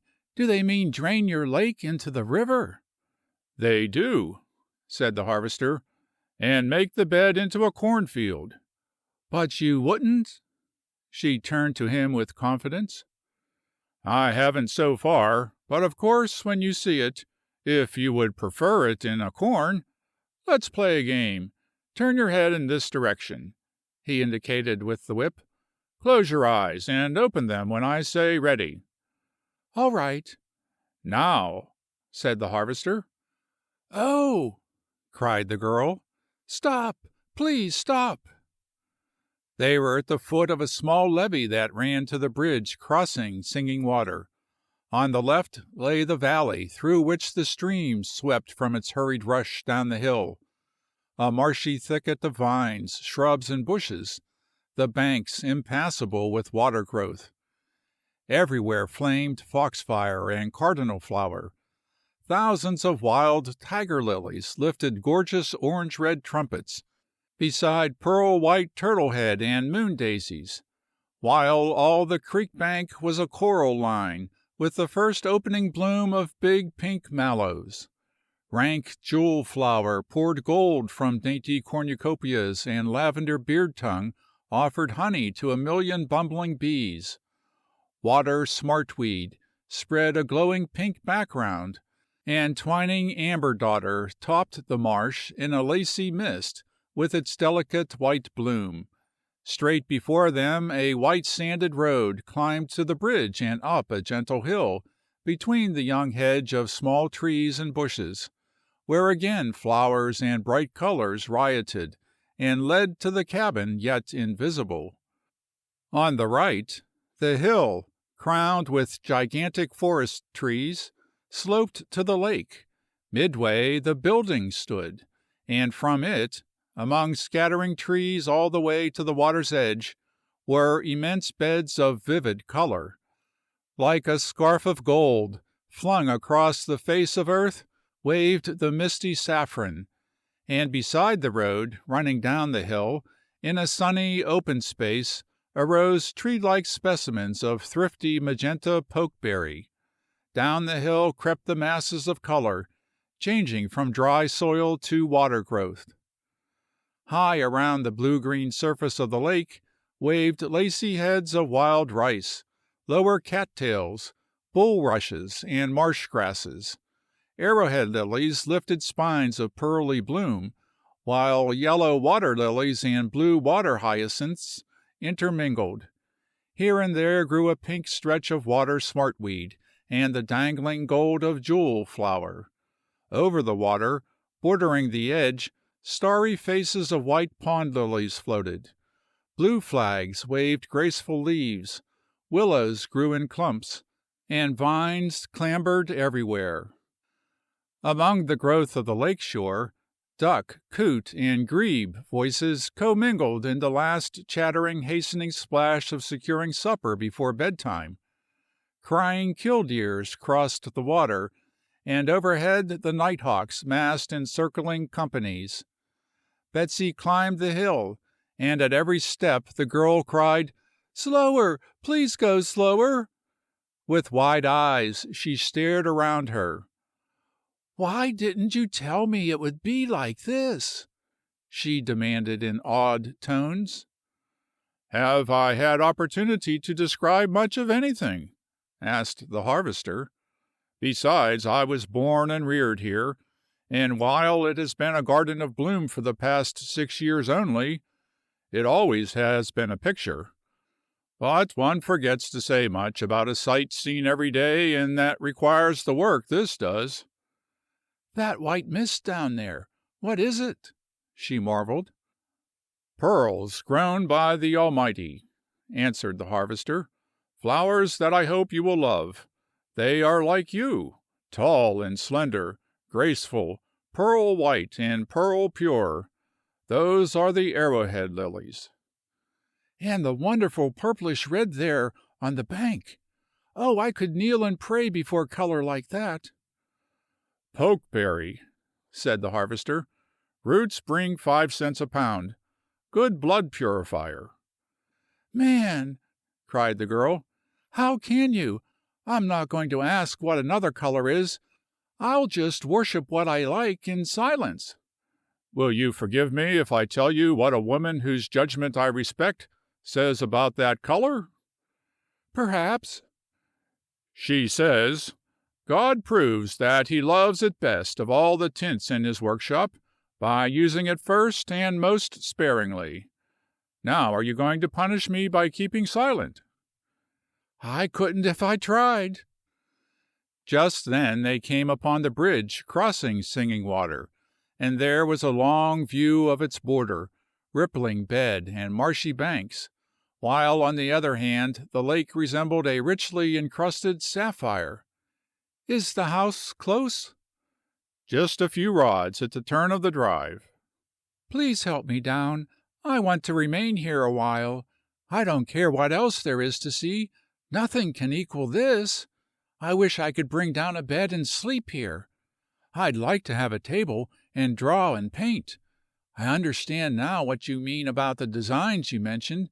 Why, there must be thousands. I can't go on. I never saw anything so appealing in all my life." Now the harvester's mother had designed that bridge, and he had built it with much care.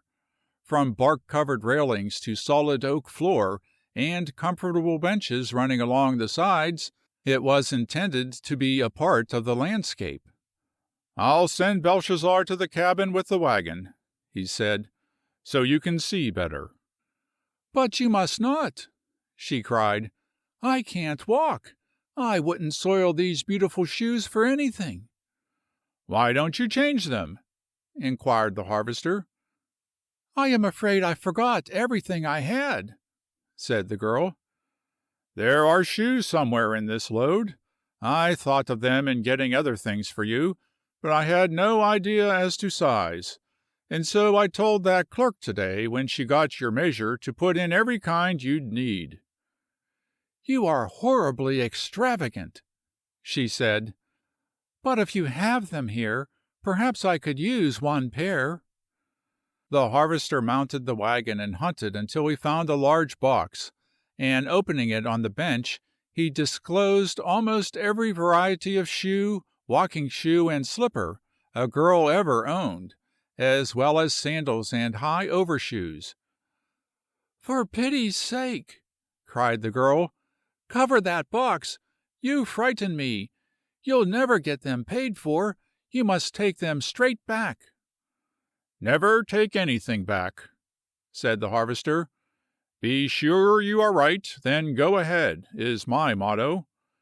Now I know these are your correct size, and that for differing occasions you will want just such shoes as other girls have, and here they are, simple as life.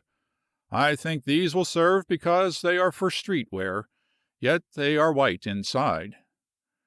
He produced a pair of canvas walking shoes, and kneeling before her, held out his hand. When he had finished, he loaded the box on the wagon, gave the hitching strap to Belshazzar, and told him to lead Betsy to the cabin and hold her until he came. Then he turned to the girl. "Now," he said, "look as long as you choose.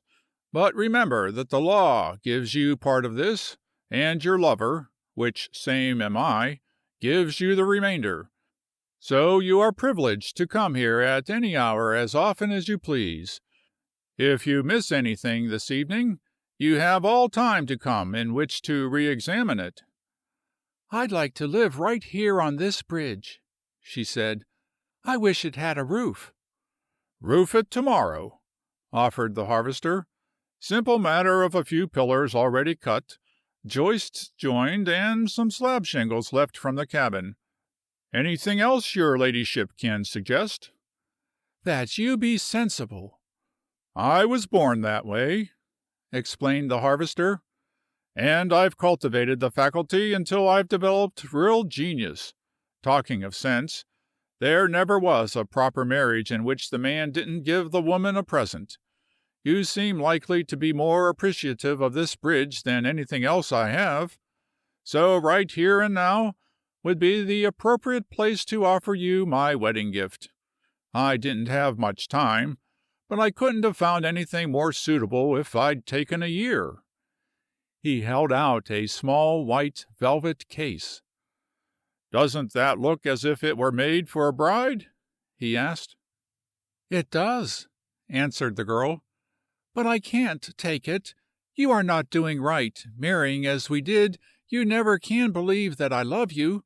Maybe it won't ever happen that I do.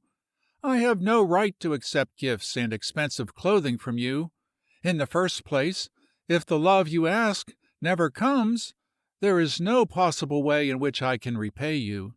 In the second, these things you are offering are not suitable for life and work in the woods. In the third, I think you are being extravagant, and I couldn't forgive myself if I allowed that." "You divide your statements like a preacher, don't you?" asked the harvester ingenuously. "Now sit thee here and gaze on the placid lake and quiet your troubled spirit, while I demolish your perfectly good arguments. In the first place, you are now my wife, and you have a right to take anything I offer, if you care for it or can use it in any manner. In the second, you must recognize a difference in our positions.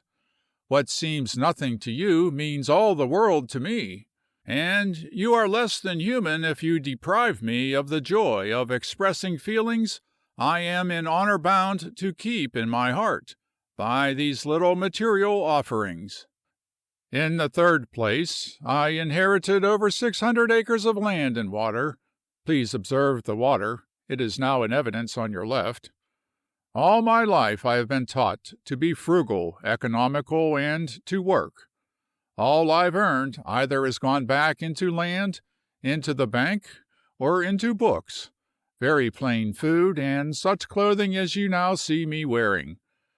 Just the value of this place as it stands, with its big trees, its drug crops yielding all the year round, would be difficult to estimate.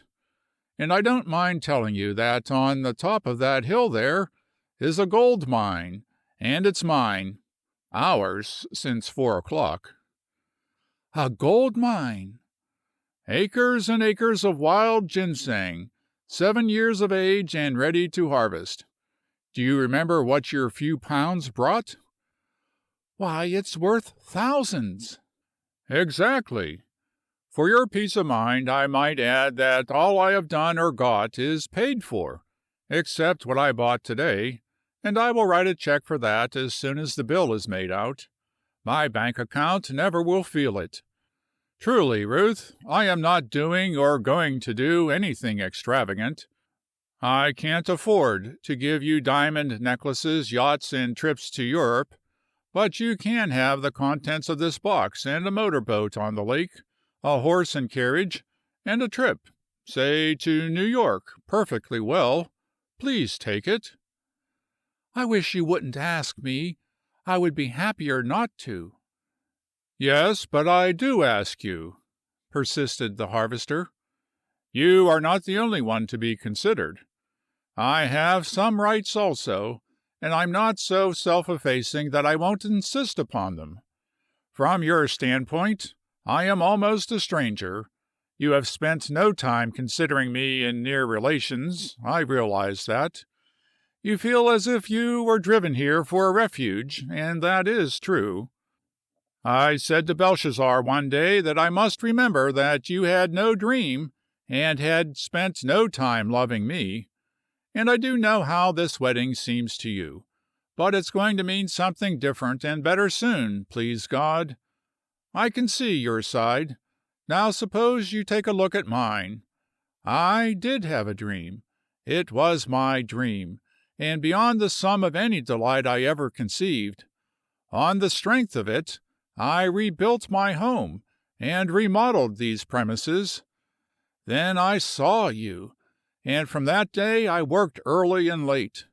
I lost you, and I never stopped until I found you, and I would have courted and won you, but the fates intervened, and here you are. So it's my delight to court and win you now.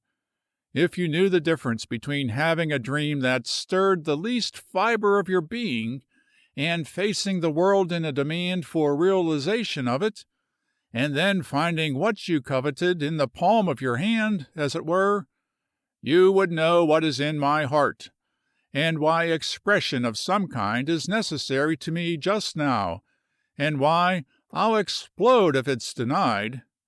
It will lower the tension if you will accept this as a matter of fact, as if you rather expected and liked it, if you can." The harvester set his finger on the spring. "Don't," she said. "I'll never have the courage if you do. Give it to me in the case, and let me open it. Despite your unanswerable arguments, I am quite sure that is the only way in which I can take it." The harvester gave her the box.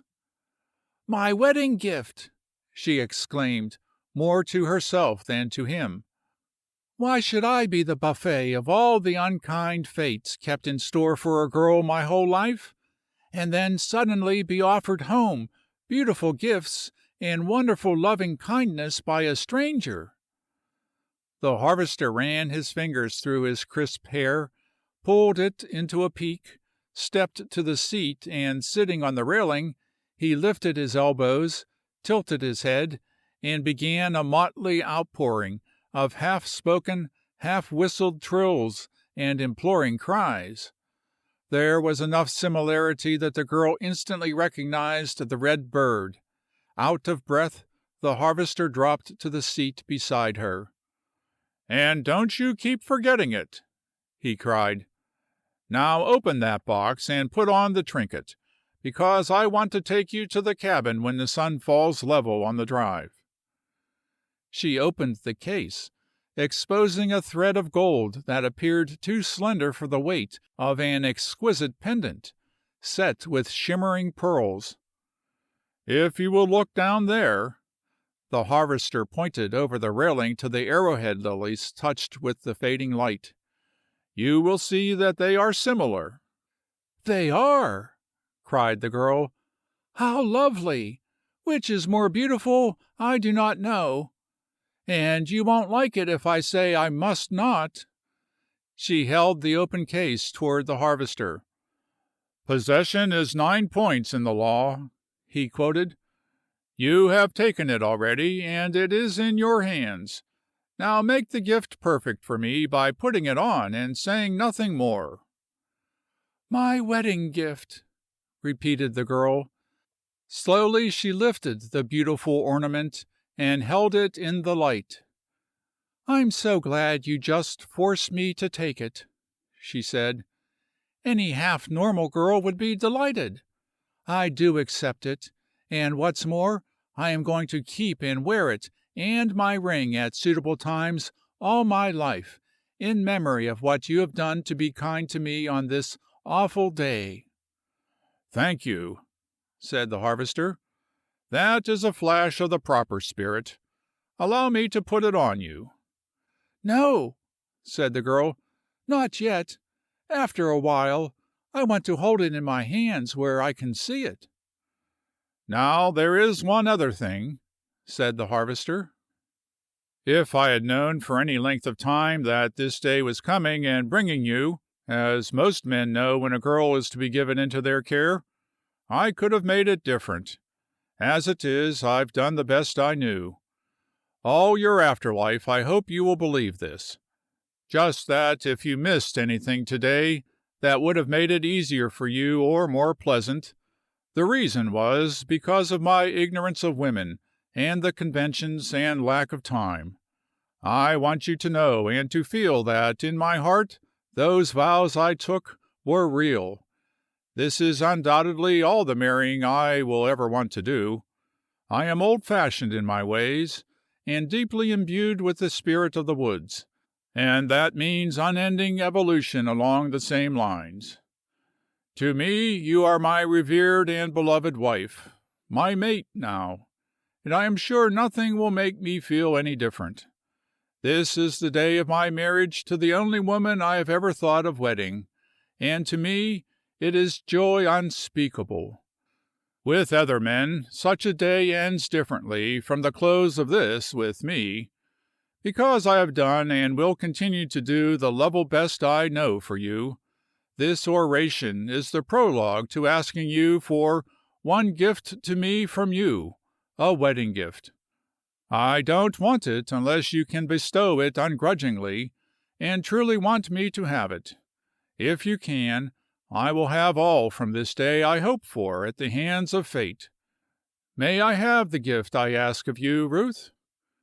She lifted startled eyes to his face. "Tell me what it is," she breathed.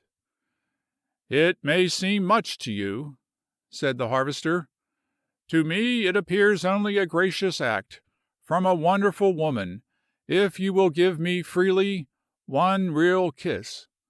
I've never had one, save from a dream girl, Ruth, and you will have to make yours pretty good if it is anything like hers. You are woman enough to know that most men crush their brides in their arms and take 1,000. I'll put my hands behind me and never move a muscle, and I won't ask for more, if you will crown my wedding day with only one touch of your lips. Will you kiss me just once, Ruth?" The girl lifted a piteous face, down which big tears suddenly rolled. "Oh, man, you shame me!" she cried. "What kind of a heart have I that it fails to respond to such a plea? Have I been overworked and starved so long there is no feeling in me? I don't understand why I don't take you in my arms and kiss you 100 times. But you see I don't. It doesn't seem as if I ever could." "Never mind," said the harvester gently. "It was only a fancy of mine, bred from my dream and unreasonable, perhaps. I am sorry I mentioned it. The sun is on the stoop now. I want you to enter your home in its light. Come." He half lifted her from the bench. "I'm going to help you up the drive as I used to assist mother," he said, fighting to keep his voice natural. "Clasp your hands before you and draw your elbows to your sides. Now let me take one in each palm, and you will scoot up this drive as if you were on wheels." "But I don't want to scoot," she said unsteadily. "I must go slowly and not miss anything." "On the contrary, you don't want to do any such thing. You should leave most of it for tomorrow." "I had forgotten there would be any tomorrow. It seems as if the day would end it and set me adrift again." "You are going to awake in the gold room with the sun shining on your face in the morning, and it's going to keep on all your life. Now, if you've got a smile in your anatomy, bring it to the surface, for just beyond this tree lies happiness for you." His voice was clear and steady now, his confidence something contagious. There was a lovely smile on her face as she looked at him, and stepped into the line of light crossing the driveway. And then she stopped and cried, "Oh, lovely, Lovely, lovely, over and over. Then maybe the harvester was not glad he had planned, worked unceasingly, and builded as well as he knew. End of section 14.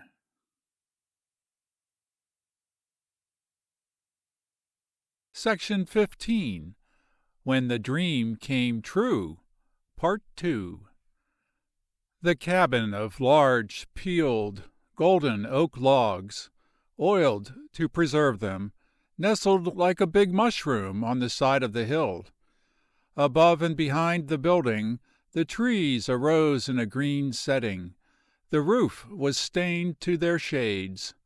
The wide veranda was enclosed in screening, over which wonderful vines climbed in places, and round it grew ferns and deep wood plants. Inside hung big baskets of wild growth. There was a wide swinging seat with a backrest supported by heavy chains. There were chairs and a table of bent saplings and hickory withes.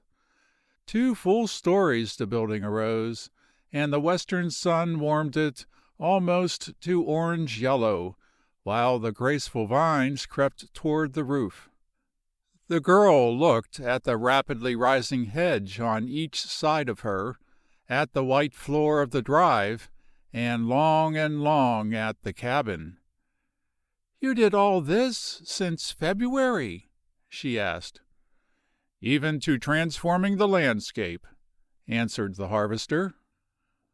"Oh, I wish it was not coming night," she cried. "I don't want the dark to come until you have told me the name of every tree and shrub of that wonderful hedge, and every plant and vine of the veranda. And oh, I want to follow up the driveway and see that beautiful little creek. Listen to it chuckle and laugh. Is it always glad like that? See the ferns and things that grow on the other side of it. Why, there are big beds of them, and lilies of the valley by the acre. What is that yellow around the corner?" "Never mind that now," said the harvester, guiding her up the steps, along the gravelled walk to the screen that he opened, and over a flood of gold light she crossed the veranda and entered the door. "Now here it appears bare," said the harvester, "because I didn't know what should go on the walls or what rugs to get or about the windows. The table, chair, and couch I made myself, with some help from a carpenter. They are solid black walnut and will age finely." "They are beautiful," said the girl, softly touching the shining tabletop with her fingers. "Please put the necklace on me now. I have to use my eyes and hands for other things." She held out the box, and the harvester lifted the pendant and clasped the chain around her neck. She glanced at the lustrous pearls, and then the fingers of one hand softly closed over them. She went through the long, wide living room, examining the chairs and mantel, stopping to touch and exclaim over its array of half-finished candlesticks. At the door of his room she paused. "And this?" she questioned. "Mine," said the harvester, turning the knob. "I'll give you one peep to satisfy your curiosity, and show you the location of the bridge over which you came to me in my dream. All the remainder is yours. I reserve only this." "Will the goblins get me if I come here?" "Not goblins, but a man alive, so heed your warning. After you have seen it, keep away." The floor was cement, 3 of the walls heavy screening with mosquito wire inside, the roof slab shingled. On the inner wall was a bookcase, below it a desk, on one side a gun cabinet, at the other a bath in a small alcove beside a closet. The room contained 2 chairs like those of the veranda, and the bed was a low oak couch covered with a thick mattress of hemlock twigs topped with sweet fern, on which the sun shone all day. On a chair at the foot were spread some white sheets, a blanket, and an oilcloth. The sun beat in, the wind drifted through, and one lying on the couch could see down the bright hill and sweep the lake to the opposite bank without lifting the head. The harvester drew the girl to the bedside. "Now straight in a line from here," he said, "across the lake to that big scraggy oak. Every clear night the moon builds a bridge of molten gold, and once you walked it, my girl, and came straight to me, alone and unafraid, and you were gracious and lovely beyond anything a man ever dreamed of before. I'll have that to think of tonight. Now come see the dining room, kitchen, and handmade sunshine." He led her into what had been the front room of the old cabin, now a large, long dining room, having on each side wide windows with deep seats. The fireplace back wall was against that of the living room, but here the mantel was bare. All the woodwork, chairs, the dining table, cupboards, and carving table were golden oak. Only a few rugs and furnishings, and a woman's touch, were required to make it an unusual and beautiful room. The kitchen was shining with a white hardwood floor, white woodwork, and pale green walls. It was a light, airy, sanitary place, supplied with a pump, sink, hot and cold water faucets, refrigerator, and every modern convenience possible to the country. Then the harvester almost carried the girl up the stairs and showed her 3 large sleeping rooms, empty and bare, save for some packing cases. "I didn't know about these, so I didn't do anything. When you find time to plan, tell me what you want, and I'll make or buy it. They are good-sized, cool rooms. They all have closets and pipes from the furnace, so they will be comfortable in winter. Now there is your place remaining. I'll leave you while I stable Betsy and feed the stock." He guided her to the door opening from the living room to the east. "This is the sunshine spot," he said. "It is bathed in morning light, and sheltered by afternoon shade. Singing Water is across the drive there to talk to you always. It comes pelting down so fast it never freezes, so it makes music all winter, and the birds are so numerous you'll have to go to bed early, for they'll wake you by dawn. I noticed this room was going to be full of sunshine when I built it, and I craved only brightness for you, so I coaxed all of it to stay that I could. Every stroke is the work of my hands, and all of the furniture. I hope you will like it. This is the room of which I've been telling you, Ruth. Go in and take possession, and I'll entreat God and all his ministering angels to send you sunshine and joy." He opened the door, guided her inside, closed it, and went swiftly to his work. The girls stood and looked around her with amazed eyes. The floor was pale yellow wood, polished until it shone like a tabletop.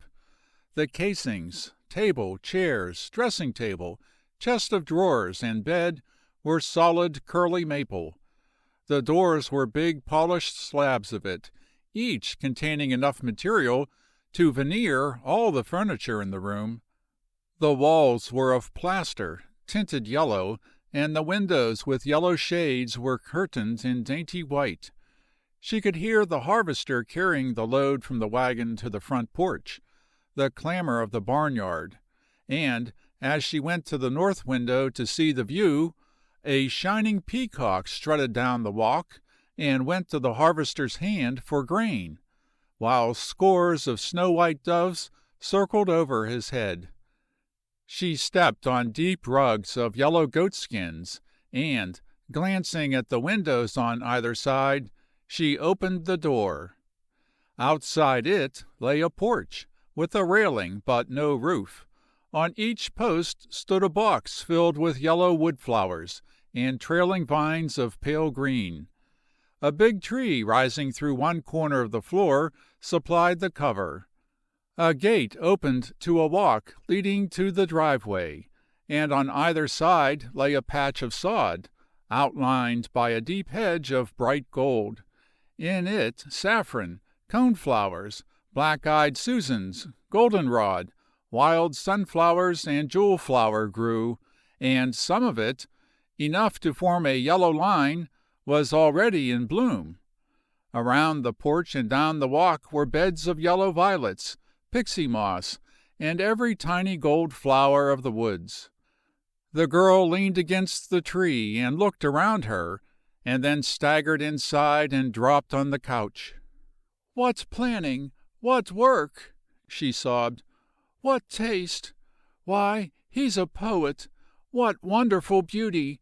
He's an artist with earth for his canvas, and growing things for colors." She lay there staring at the walls, the beautiful woodwork and furniture, the dressing table and its array of toilet articles, a low chair before it, and the thick rug for her feet. Over and over she looked at everything, and then closed her eyes and lay quietly, too weary and overwhelmed to think. By and by came tapping at the door, and she sprang up and, crossing to the dressing table, straightened her hair and composed her face. "Ajax demands to see you," cried a gay voice. The girl stepped outside. "Don't be frightened if he screams at you," warned the harvester as she passed him. "He detests a stranger, and he always cries and sulks." It was a question what was in the head of the bird as he saw the strange-looking creature invading his domain.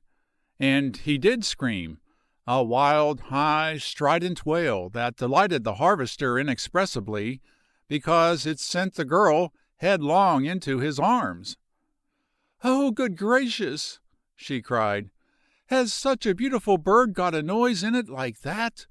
Why, I've fed them in parks, and I never heard one explode before." Then how the harvester laughed.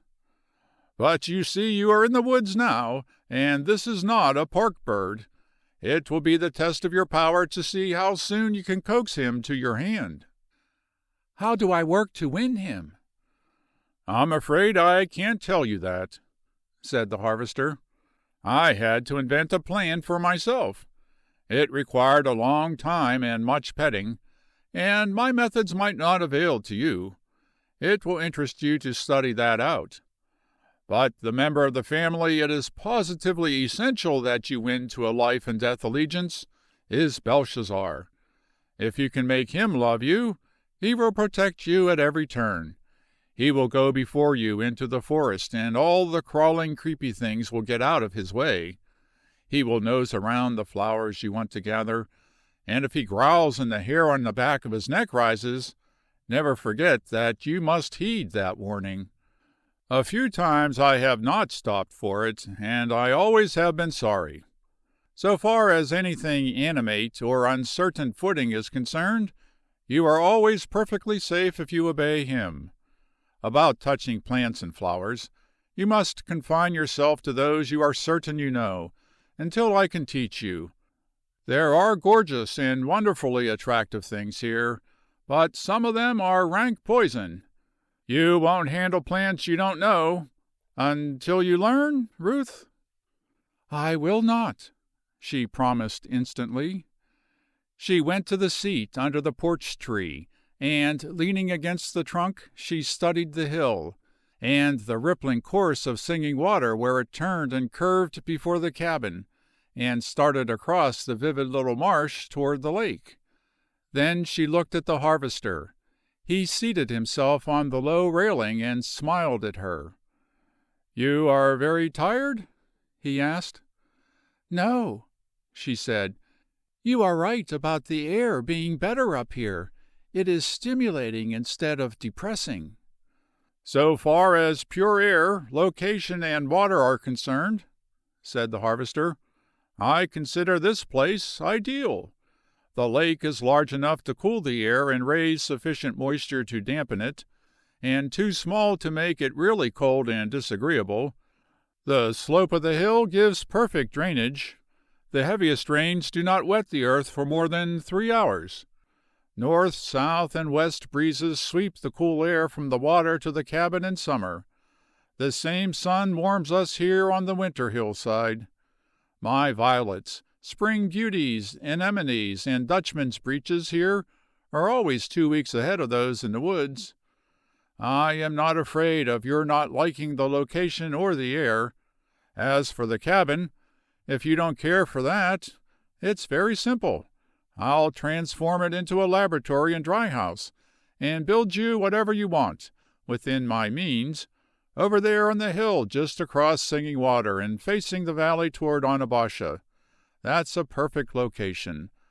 The thing that worries me is, what are you going to do for company, especially while I am away? Don't trouble yourself about anything, she said.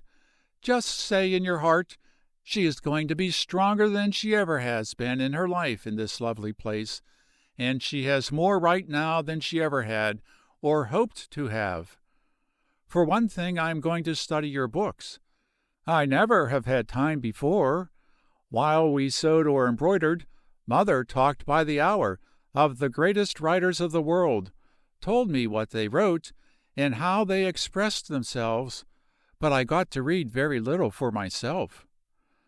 Books are my company, said the harvester. Do your friends come often? Almost never. Doc and his wife come most, and if you look out some day and see a white-haired, bent old woman with a face as sweet as dawn coming up the bank of Singing Water, that will be my mother's friend, Granny Moreland, who joins us on the north over there. She is frank and brusque, so she says what she thinks with unmistakable distinctness, but her heart is big and tender, and her philosophy keeps her sweet and kindly, despite the ache of rheumatism and the weight of 70 years. I'd love to have her come, said the girl. Is that all? Yes. Why? Your favorite word, laughed the harvester. The reason lies with me, or rather my mother. Some day I will tell you the whole story, and the cause. I think now I can encompass it in this. The place is an experiment. When medicinal herbs, roots, and barks became so scarce that some of the most important were almost extinct, it occurred to me that it would be a good idea to stop traveling miles and poaching on the woods of other people, and turn our land into an herb garden. For 4 years before Mother went, and 6 since, I've worked with all my might, and results are beginning to take shape. While I've been at it, of course, my neighbors had an inkling of what was going on, and I've been called a fool, lazy, and a fanatic, because I did not fell the trees and plow for corn. You readily can see I'm a little short of corn ground out there. He waved toward the marsh and lake. And up there? He indicated the steep hill and wood. But somewhere on this land I've been able to find muck for mallows, water for flags and willows, shade for ferns, lilies, and ginseng, rocky sunny spaces for mullein, and open fertile beds for bouncing bet, just for examples. God never evolved a place better suited for an herb farm. From woods to water and all that goes between, it is perfect. And indescribably lovely, added the girl. Yes, I think it is, said the harvester. But in the days when I didn't know how it was coming out, I was sensitive about it, so I kept quiet and worked, and allowed the other fellow to do the talking. After a while, the ginseng bed grew a treasure worth guarding, and I didn't care for anyone to know how much I had or where it was, as a matter of precaution. Ginseng and money are synonymous, and I was forced to be away some of the time. Would anyone take it? Certainly, said the harvester, if they knew it was there and what it is worth. Then, as I've told you, much of the stuff here must not be handled except by experts, and I didn't want people coming in my absence and taking risks. The remainder of my reason for living so alone is cowardice, pure and simple. Cowardice? You? Oh, no! Thank you, said the harvester, but it is. Some day I'll tell you of a very solemn oath I've had to keep. It hasn't been easy. You wouldn't understand, at least not now. If the day ever comes when I think you will, I'll tell you. Just now I can't express it by that one word. I didn't dare fail, or I felt I would be lost as my father was before me. So I remained away from the city and its temptations and men of my age, and worked in the woods until I was tired enough to drop, read books that helped, tinkered with the carving, and sometimes I had an idea, and I went into that little building behind the dry house, took out my different herbs, and tried my hand at compounding a new cure for some of the pains of humanity. It isn't bad work, Ruth. It keeps a fellow at a fairly decent level, and some good may come of it. Carrie is trying several formula for me, and if they work I'll carry them higher. If you want money, girl, I know how to get it for you. Don't you want it? Not 1 cent more than I've got, said the harvester emphatically. When any man accumulates more than he can earn with his own hands, he begins to enrich himself at the expense of the youth, the sweat, the blood, the joy of his fellow men. I can go to the city, take a look, and see what money does, as a rule, and it's another thing I'm afraid of. You will find me a dreadful coward on those 2 points. I don't want to know society and its ways. I see what it does to other men. It would be presumption to reckon myself stronger, so I live alone. As for money, I've watched the cross-cuts and the quick and easy ways to accumulate it, but I've had something in me that held me to the slow, sure, clean work of my own hands, and it's yielded me enough for 1, for 2 even, in a reasonable degree. So I've worked, read, compounded, and carved. If I couldn't wear myself down enough to sleep by any other method, I went into the lake and swam across and back. And that is guaranteed to put any man to rest, clean and unashamed. 6 years, said the girl softly, as she studied him. I think it has set a mark on you. I believe I can trace it. Your forehead, brow, and eyes bear the lines and the appearance of all experience, all comprehension, but your lips are those of a very young lad. I shouldn't be surprised if I had that kiss ready for you, and I really believe I can make it worth while. Oh, good Lord! Cried the harvester, turning a backward somersault over the railing and starting in big bounds up the drive toward the stable. He passed around it and into the woods at a rush, and a few seconds later, from somewhere on the top of the hill, his strong, deep voice swept down, "Glory, glory, hallelujah!"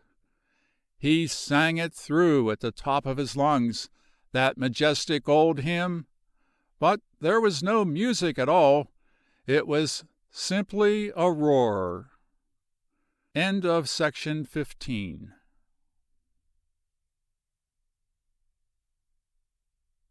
Section 16.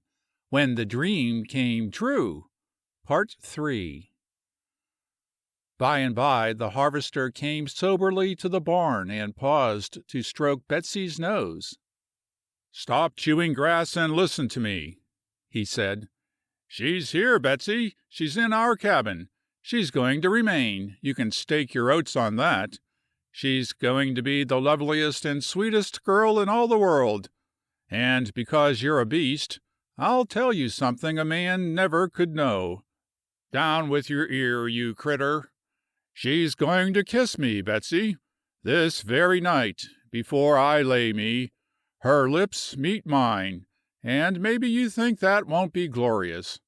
I supposed it would be a year, anyway, but it's now. Ain't you glad you are an animal, Betsy, and can keep secrets for a fool man that can't?" He walked down the driveway, and before the girl had a chance to speak, he said, "I wonder if I had not better carry those things into your room and arrange your bed for you." "I can," she said. "Oh, no!" exclaimed the harvester. "You can't lift the mattress and heavy covers. Hold the door and tell me how." He laid a big bundle on the floor, opened it, and took out the shoes. "Your shoe box is in the closet there."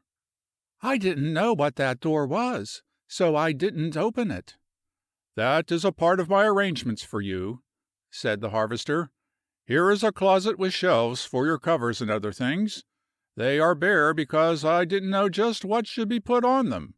This is the shoe box here in the corner. I'll put these in it now." He knelt and in a row set the shoes in the curly maple box and closed it.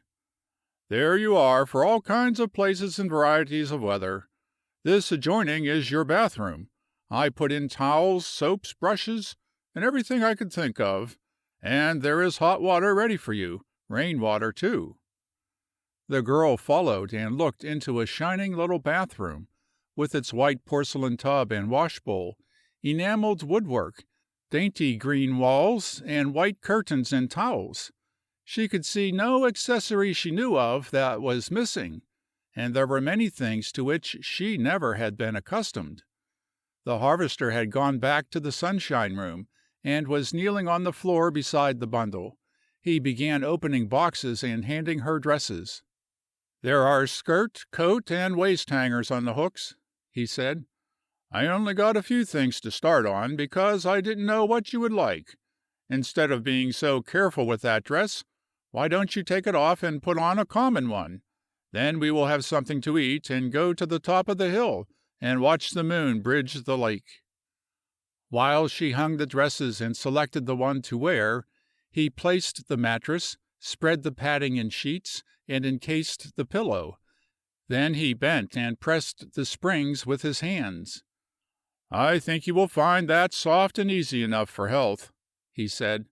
"All the personal belongings I had that clerk put up for you are in that chest of drawers there. I put the little boxes in the top and went down. You can empty and arrange them tomorrow. Just hunt out what you will need now. There should be everything a girl uses there somewhere. I told them to be very careful about that. If the things are not right or not to your taste, you can take them back as soon as you are rested, and they will exchange them for you. If there is anything I have missed that you can think of that you need tonight, tell me, and I'll go and get it." The girl turned toward him. "You couldn't be making sport of me," she said. "But, man, can't you see that I don't know what to do with half you have here? I never saw such things closely before. I don't know what they are for. I don't know how to use them. My mother would have known, but I do not. You overwhelm me. 50 times I've tried to tell you that a room of my very own, such a room as this will be when tomorrow's sun comes in, and these, and these, and these." She turned from the chest of boxes to the dressing table, bed, closet, and bath. "All these for me, and you know absolutely nothing about me. I get a big lump in my throat, and the words that do come all seem so meaningless. I am perfectly ashamed to say them. Oh, man, why do you do it?"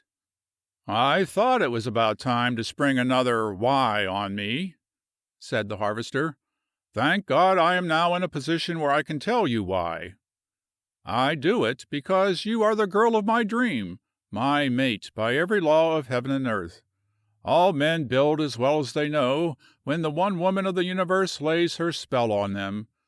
I did all this for myself just as a kind of expression of what it would be in my heart to do if I could do what I'd like. Put on the easiest dress you can find, and I will go and set out something to eat." She stood with arms high piled with the prettiest dresses that could be selected hurriedly, the tears running down her white cheeks, and smiled through them at him. "There wouldn't be any of that liquid amber, would there?" she asked. "Quartz!" cried the harvester. "I'll bring some. Does it really hit the spot, Ruth?" he questioned as he handed her the glass. She heaped the dresses on the bed and took it. "It really does. I am afraid I am using too much." "I don't think it possibly can hurt you. Tomorrow we will ask Doc. How soon will you be ready for lunch?" I don't want a bite." "You will when you see and smell it," said the harvester. "I am an expert cook. It's my chiefest accomplishment. You should taste the dishes I improvise. But there won't be much tonight, because I want you to see the moon rise over the lake." He went away, and the girl removed her dress and spread it on the couch. Then she bathed her face and hands. When she saw the discolored cloth, it proved that she had been painted, and made her very indignant.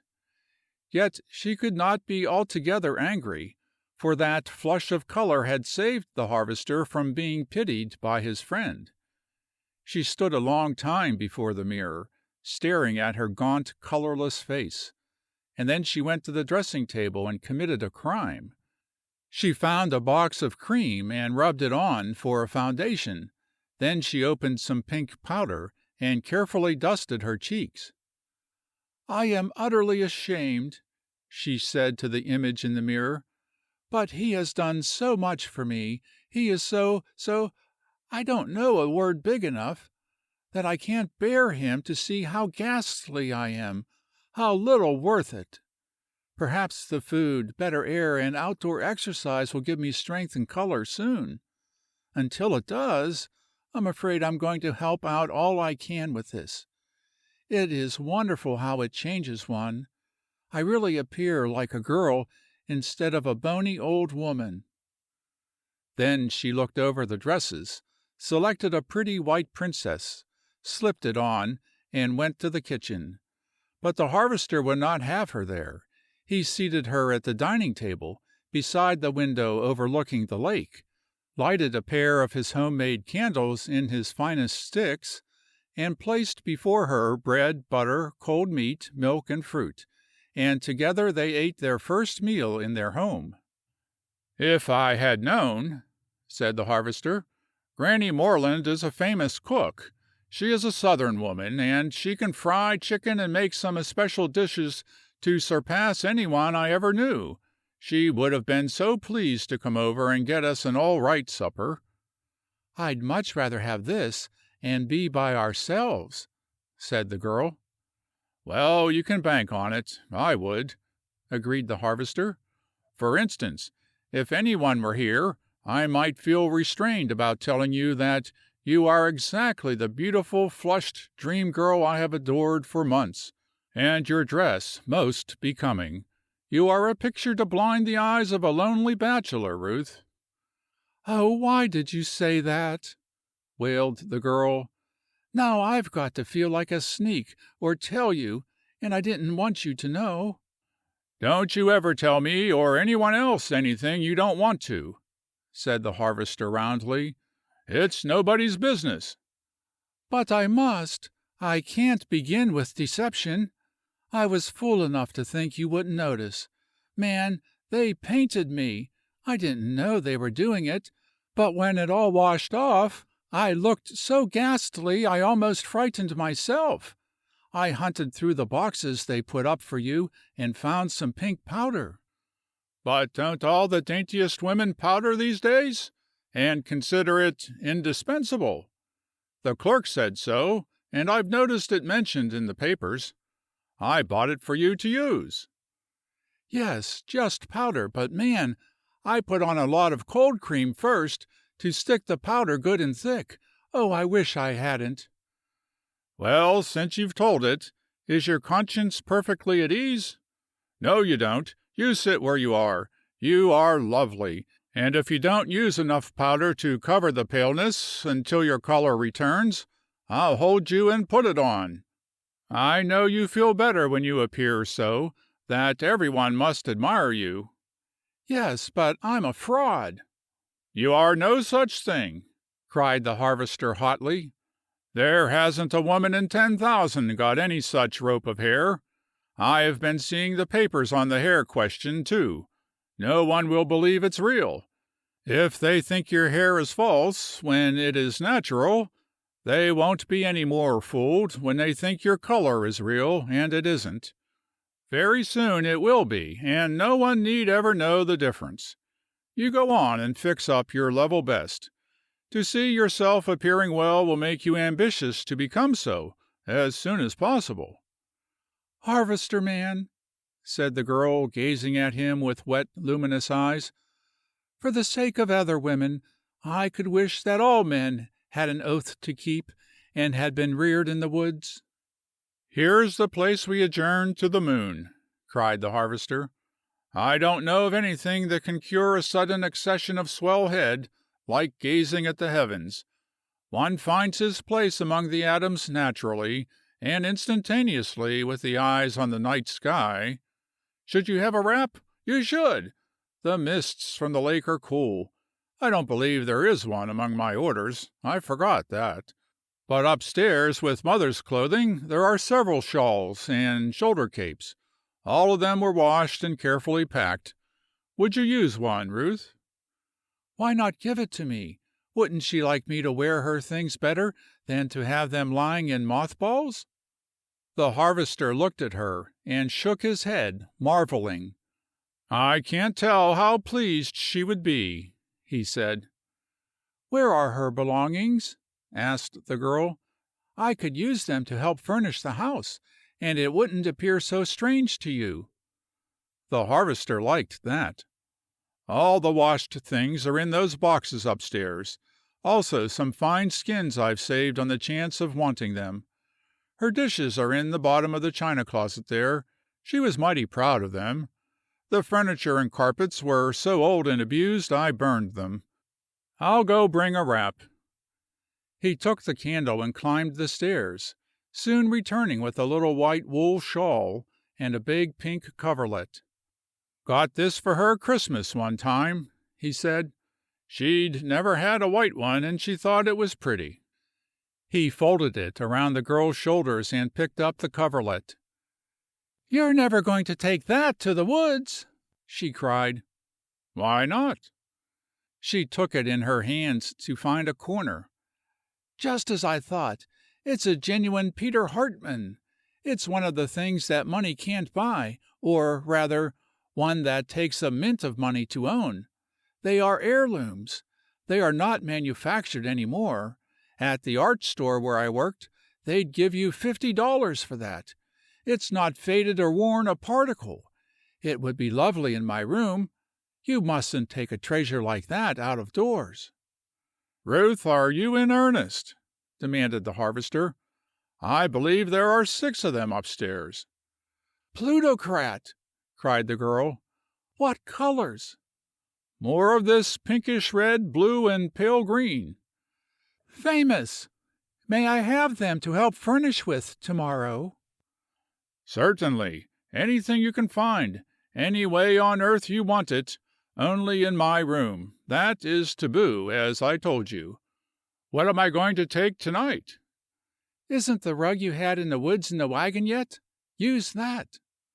"Of course. The very thing. Belle, proceed." "Are you going to leave the house like this?"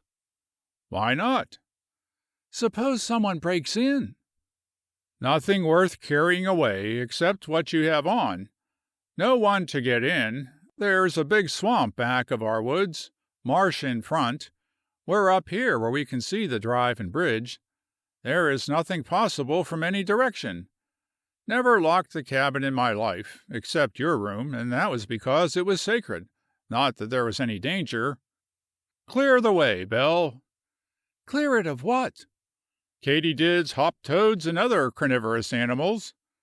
"Now you are making fun of me. Clear it of what?" "A coon that might go shuffling across, and a possum or a snake going to the lake. Now are you frightened so that you will not go?" "No, the path is broad and white, and surely you and Belle can take care of me." "If you will trust us, we can." "Well, I am trusting you." "You are indeed," said the harvester. "Now see if you think this is pretty." He indicated the hill sloping toward the lake.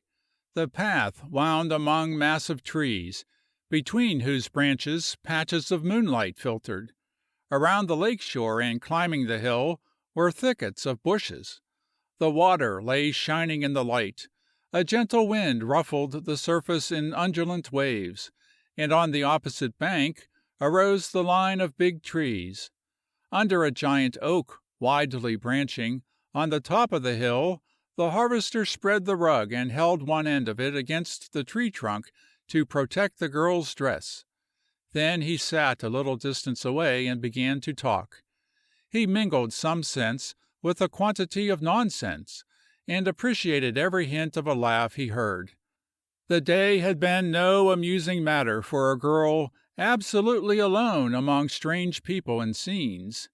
Anything more foreign to her previous environment or expectations he could not imagine. So he talked to prevent her from thinking, and worked for a laugh as he labored for bread. "Now we must go," he said at last. "If there is the malaria I strongly suspect in your system, this night air is none too good for you. I only wanted you to see the lake the first night in your new home, and if it won't shock you, I brought you here because this is my holy of holies. Can you guess why I wanted you to come, Ruth?" If I wasn't so stupid with alternate burning and chills, and so deadened to every proper sensibility, I suppose I could, she answered. But I'm not brilliant. I don't know, unless it is because you knew it would be the loveliest place I ever saw. Surely there is no other spot in the world quite so beautiful. "Then would it seem strange to you?"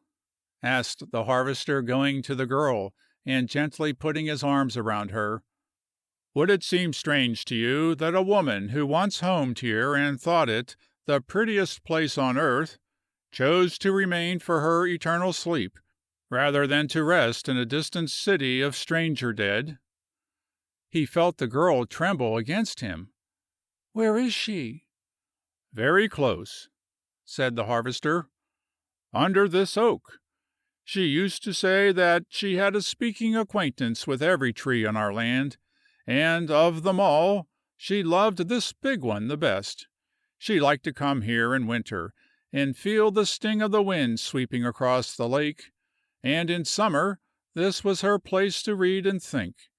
So when she slept the unwaking sleep, Ruth, I came here and made her bed with my own hands, and then carried her to it, covered her, and she sleeps well.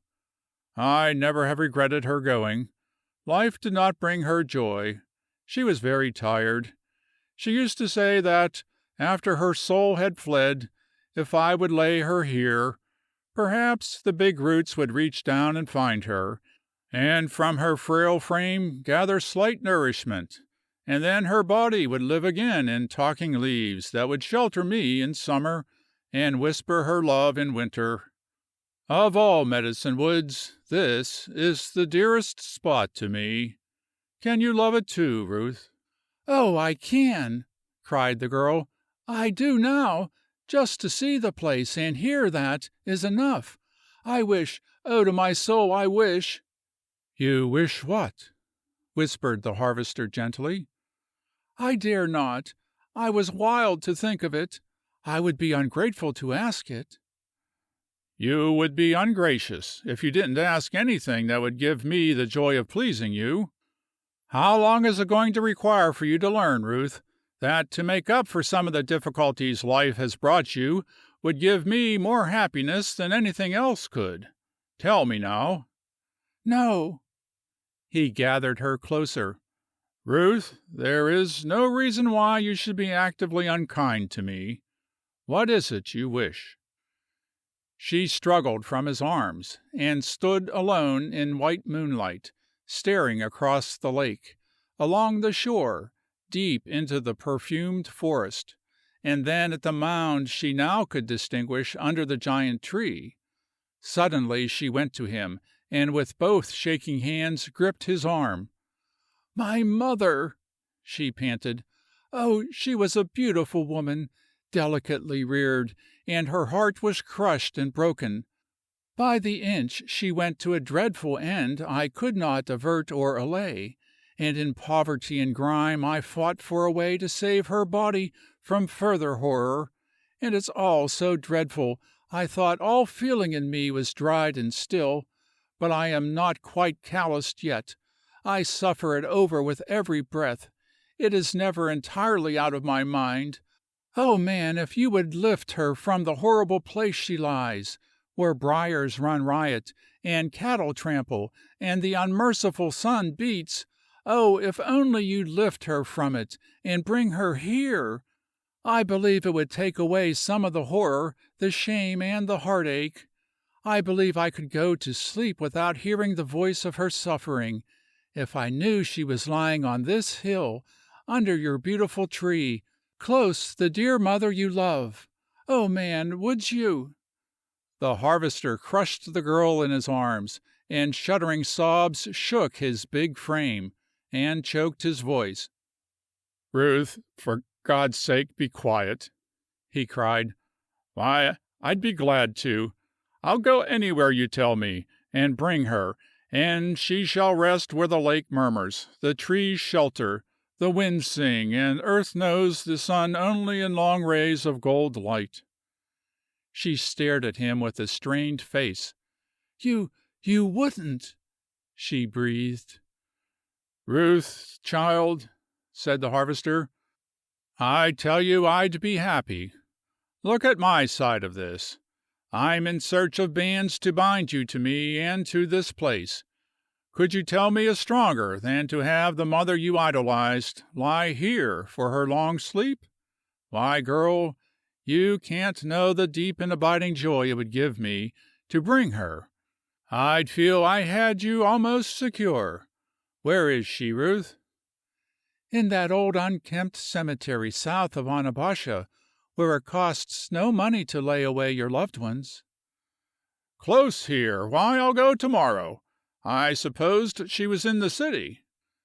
She straightened and drew away from him. "How could I?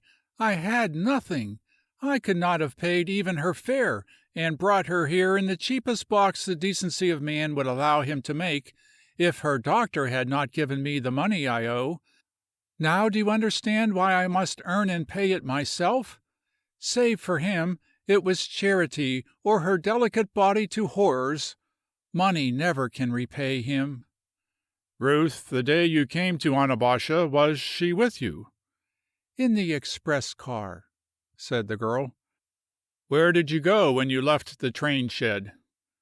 "Straight to the baggage room, where Uncle Henry was waiting.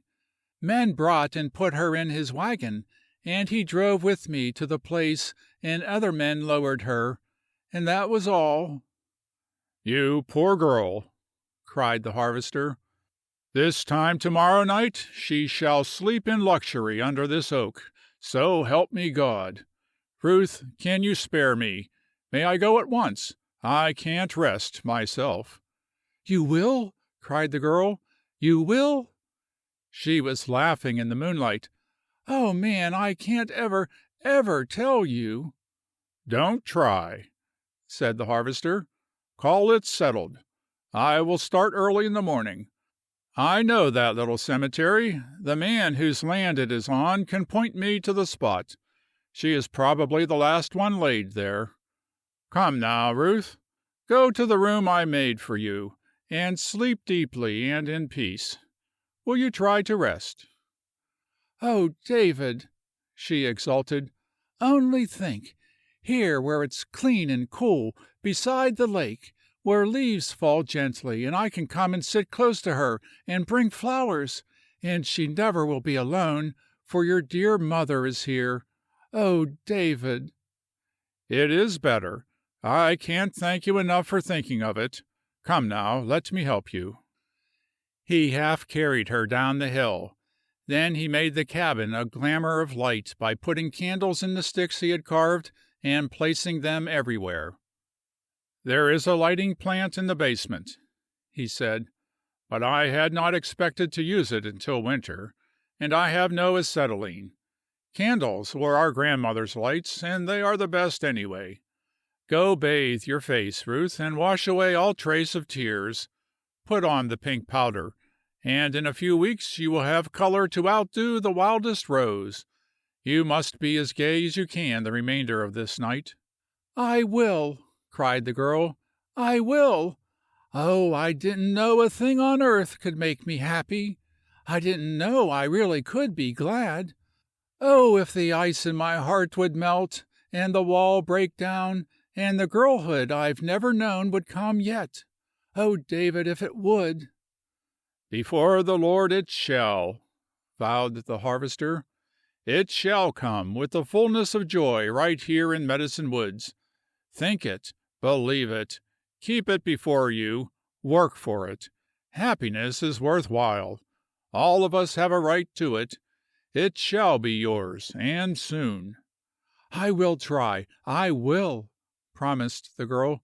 "I'll go right now and put on the blessed pink powder so thickly you'll never know what is under it, and soon it won't be needed at all." She was laughing as she left the room. The harvester restlessly walked the floor a few minutes, and then sat with a notebook and began entering stems. When the girl returned, he brought the pillow from her bed, folded the coverlet, and she lay on them in a big swing. He covered her with the white shawl, and while Singing Water sang its loudest, katydids exulted over the delightful act of their ancestor, and a million gauze-winged creatures of night hummed against the screen. In a voice soft and low he told her in a steady stream, as he swayed her back and forth, what each sound of the night was, and how and why it was made, all the way from the rumbling buzz of the June bug to the screech of the owl and the splash of the bass in the lake. All of it, as it appealed to him, was the story of steady evolution, the natural processes of reproduction, the joy of life and its battles, and the conquest of the strong in nature. At his hands every sound was stripped of terror. The leaping bass was exulting in life. The screeching owl was telling its mate it had found a fat mouse for the children. The nighthawk was courting. The big bullfrogs booming around the lake were serenading the moon. There was not a thing to fear or a voice left with an unsympathetic note in it. She was half asleep when at last he helped her to her room, set a pitcher of frosty, clinking drink on her table, locked her door and window screens inside, spread Belshazzar's blanket on her porch, and set his door wide open, that he might hear if she called, and then said good night and went back to his memorandum book. "No bad beginning," he muttered softly. "No bad beginning, but I'd almost give my right hand if she hadn't forgotten." In her room the exhausted girl slipped the pins from her hair and sank on the low chair before the dressing table. She picked up the shining silver-backed brush and stared at the monogram, R.F.L., entwined on it. "My soul!" she exclaimed. "Was he so sure as that? Was there ever any other man like him?" She dropped the brush, and with tired hands pushed back the heavy braids. Then she arose, and going to the chest of drawers, began lifting lids to find a night robe. As she searched the boxes, she found every dainty, pretty undergarment a girl ever used, and at last the robes. She shook out a long white one, slipped into it, and walked to the bed. That stood as he had arranged it, white, clean, and dainty. "Everything for me," she said softly. "Everything for me. Shall there be nothing for him? Oh, he makes it easy, easy." She stepped to the closet, picked down a lavender silk kimono, and drawing it over her gown, she gathered it around her, and, opening the bathroom door, she stepped into a little hall leading to the dining room. As she entered the living room, the harvester bent over his book. Her step was very close when he heard it, and turned his head. In an instant she touched his shoulders. The harvester dropped the pencil, and palm downward laid his hands on the table, his promise strong in his heart. The girl slid a shaking palm under his chin, leaned his head against her breast, and dropped a sweet, tear-wet face on his.